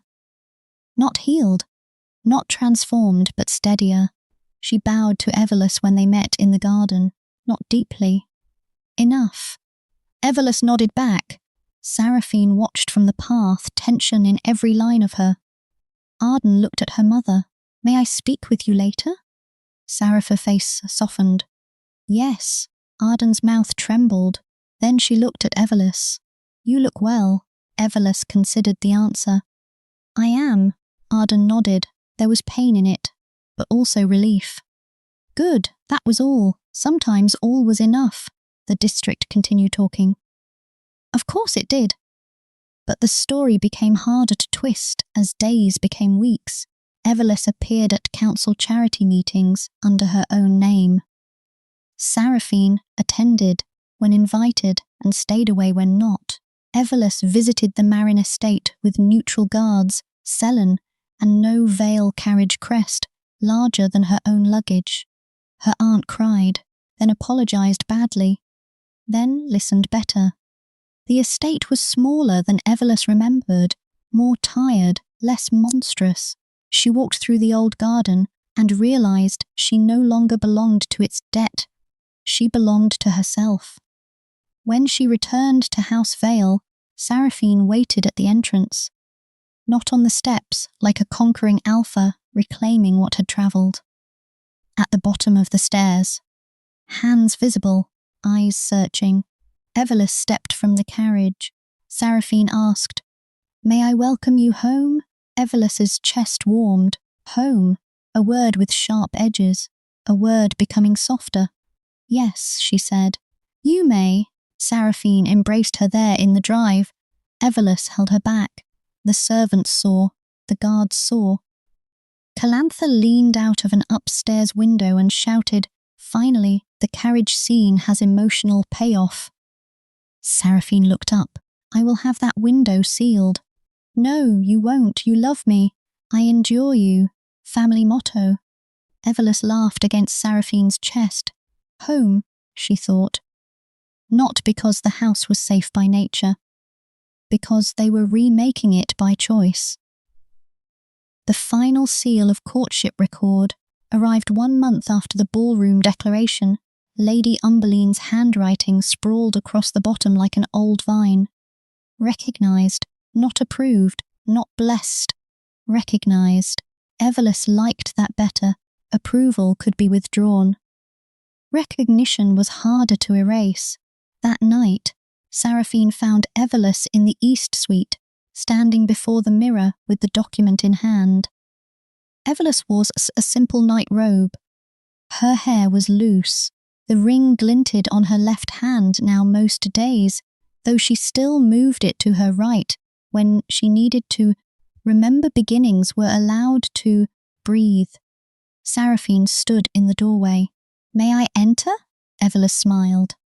"One day I am going to say no just to see your face." Seraphine's eyes warmed. "Then I will remain in the hallway with dignity." "You have very little dignity in hallways." "Calantha told me." "Calantha is a liar. She said you stood outside my door twice before the council." Seraphine paused. "Calantha is selectively accurate." Evelisse laughed.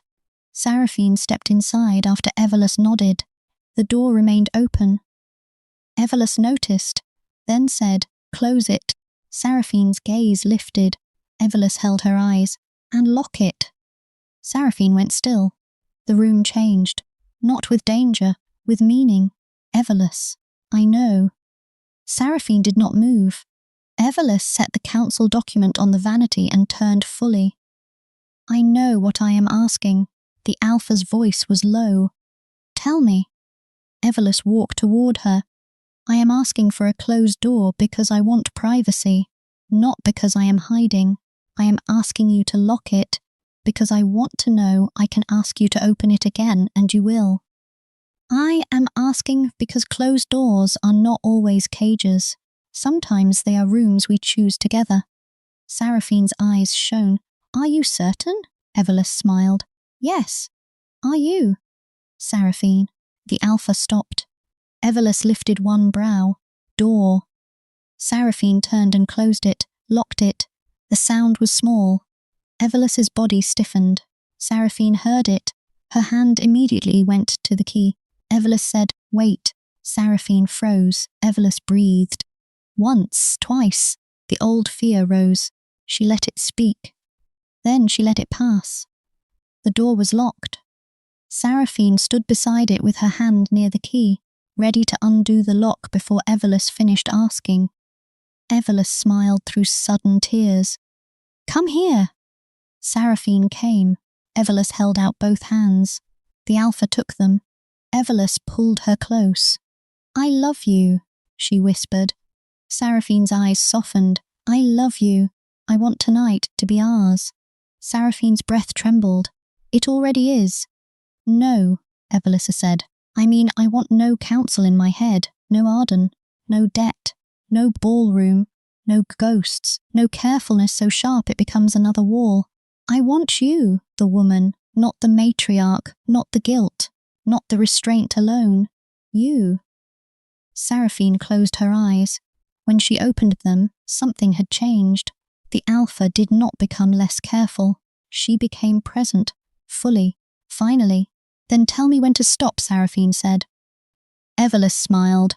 "I will. And if you do not, you will still listen." "Yes." Evelisse touched Seraphine's throat. "Then kiss me." Seraphine kissed her. Not like the ballroom, not like the garden, not like the first fragile night before the fire. This kiss held all of them. The wound, the waiting, the declaration, the scent claim, the ring, the locked door with the key still in reach. Evelisse felt Seraphine's hands move at her waist, then her back, then pause each time until Evelisse leaned in, answering. Yes, yes, still yes. They did not rush. They had been rushed into enough.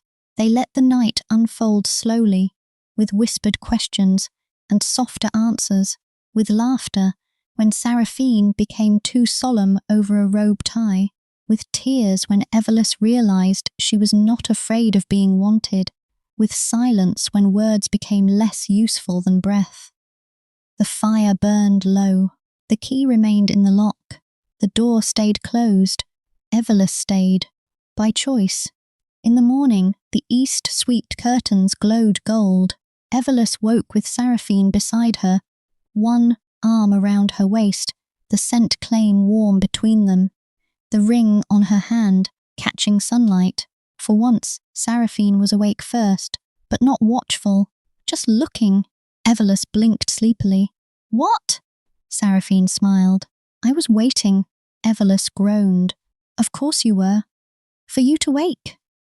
That is less annoying. I wanted to ask something. Evelisse opened one eye. If it is whether I am certain, I will throw a pillow at you. Seraphine's smile deepened.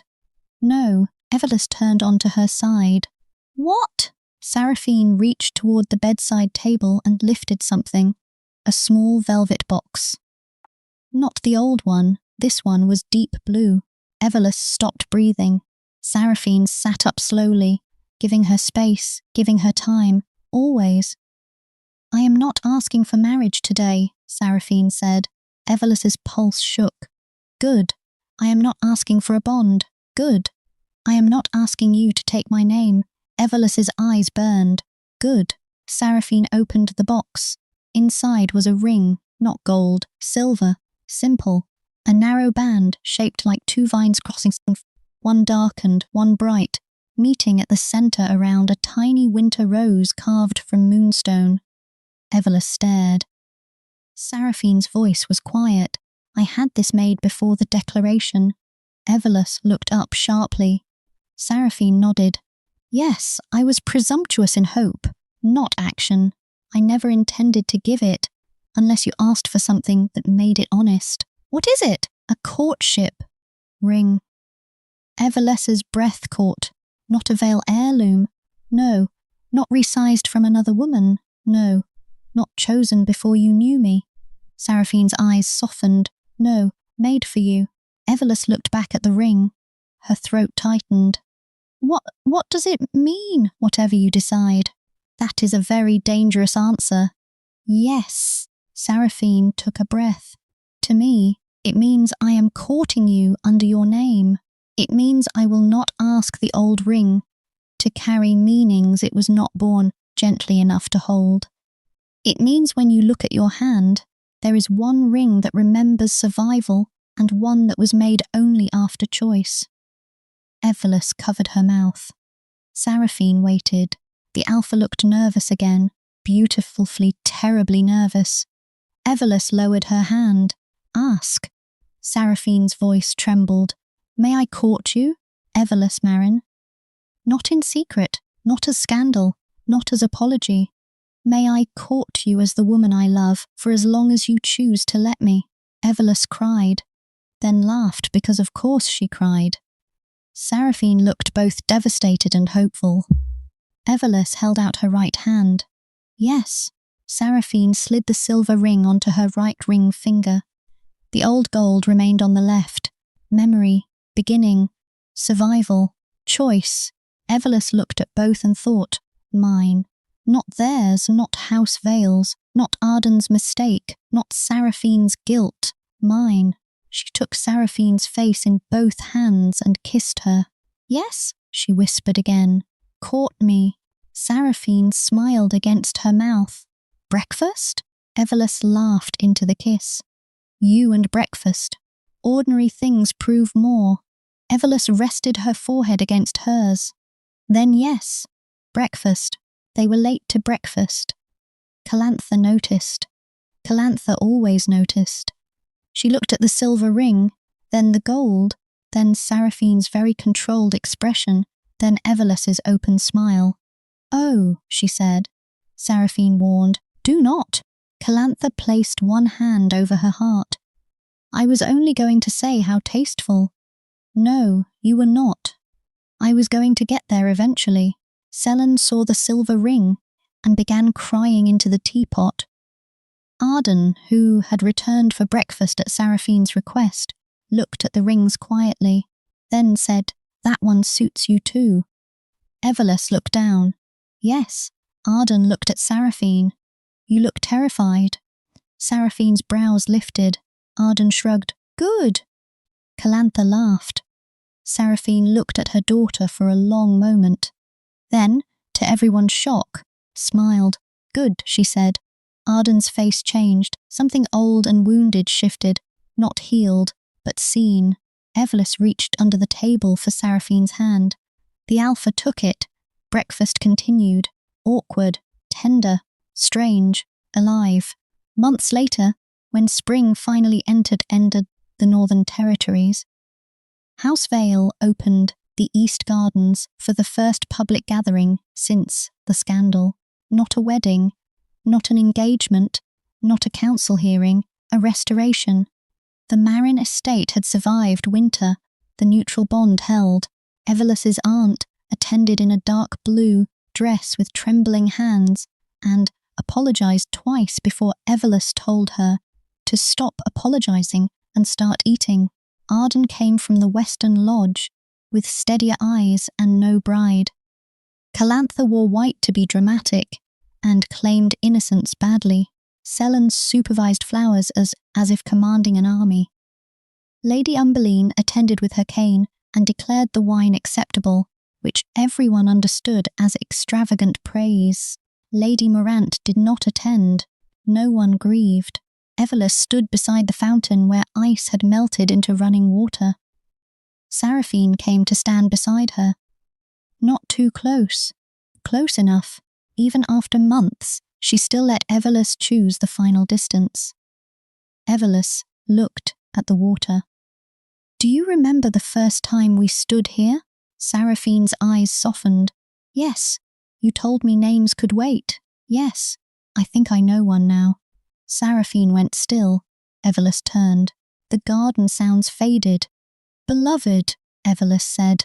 Seraphine's breath caught. Evelisse smiled. "That is the name I want today."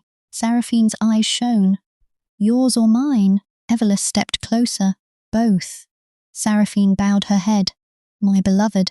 Evelisse touched the scent claim at her throat. Still there, softer now, integrated into her own scent, like cedar growing near roses, like smoke remembered after firelight, like winter that had learned not to kill every bloom it touched. "My beloved," Evelisse answered. Seraphine's smile came easier now.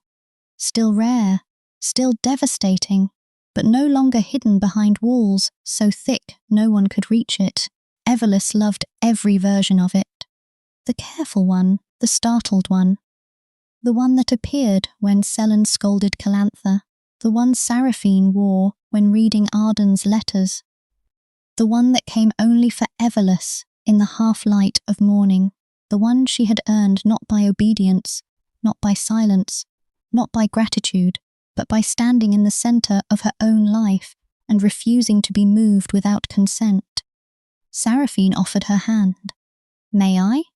Evelisse smiled. "You may." They walked through the garden together, past white flowers, past thawed stone, past women who whispered less now, because stories lose some teeth when truth is not afraid of daylight. At the fountain, Calantha raised a glass. "To House Vale," she announced. Seraphine looked suspicious. Calantha continued. "May it continue becoming less emotionally incompetent under Evelisse's supervision." Arden nearly choked on her wine. Selene failed to hide a laugh. Evelisse looked at Seraphine. Seraphine sighed, then lifted her glass. "To Evelisse," she said. The garden quieted. Seraphine's gaze held hers.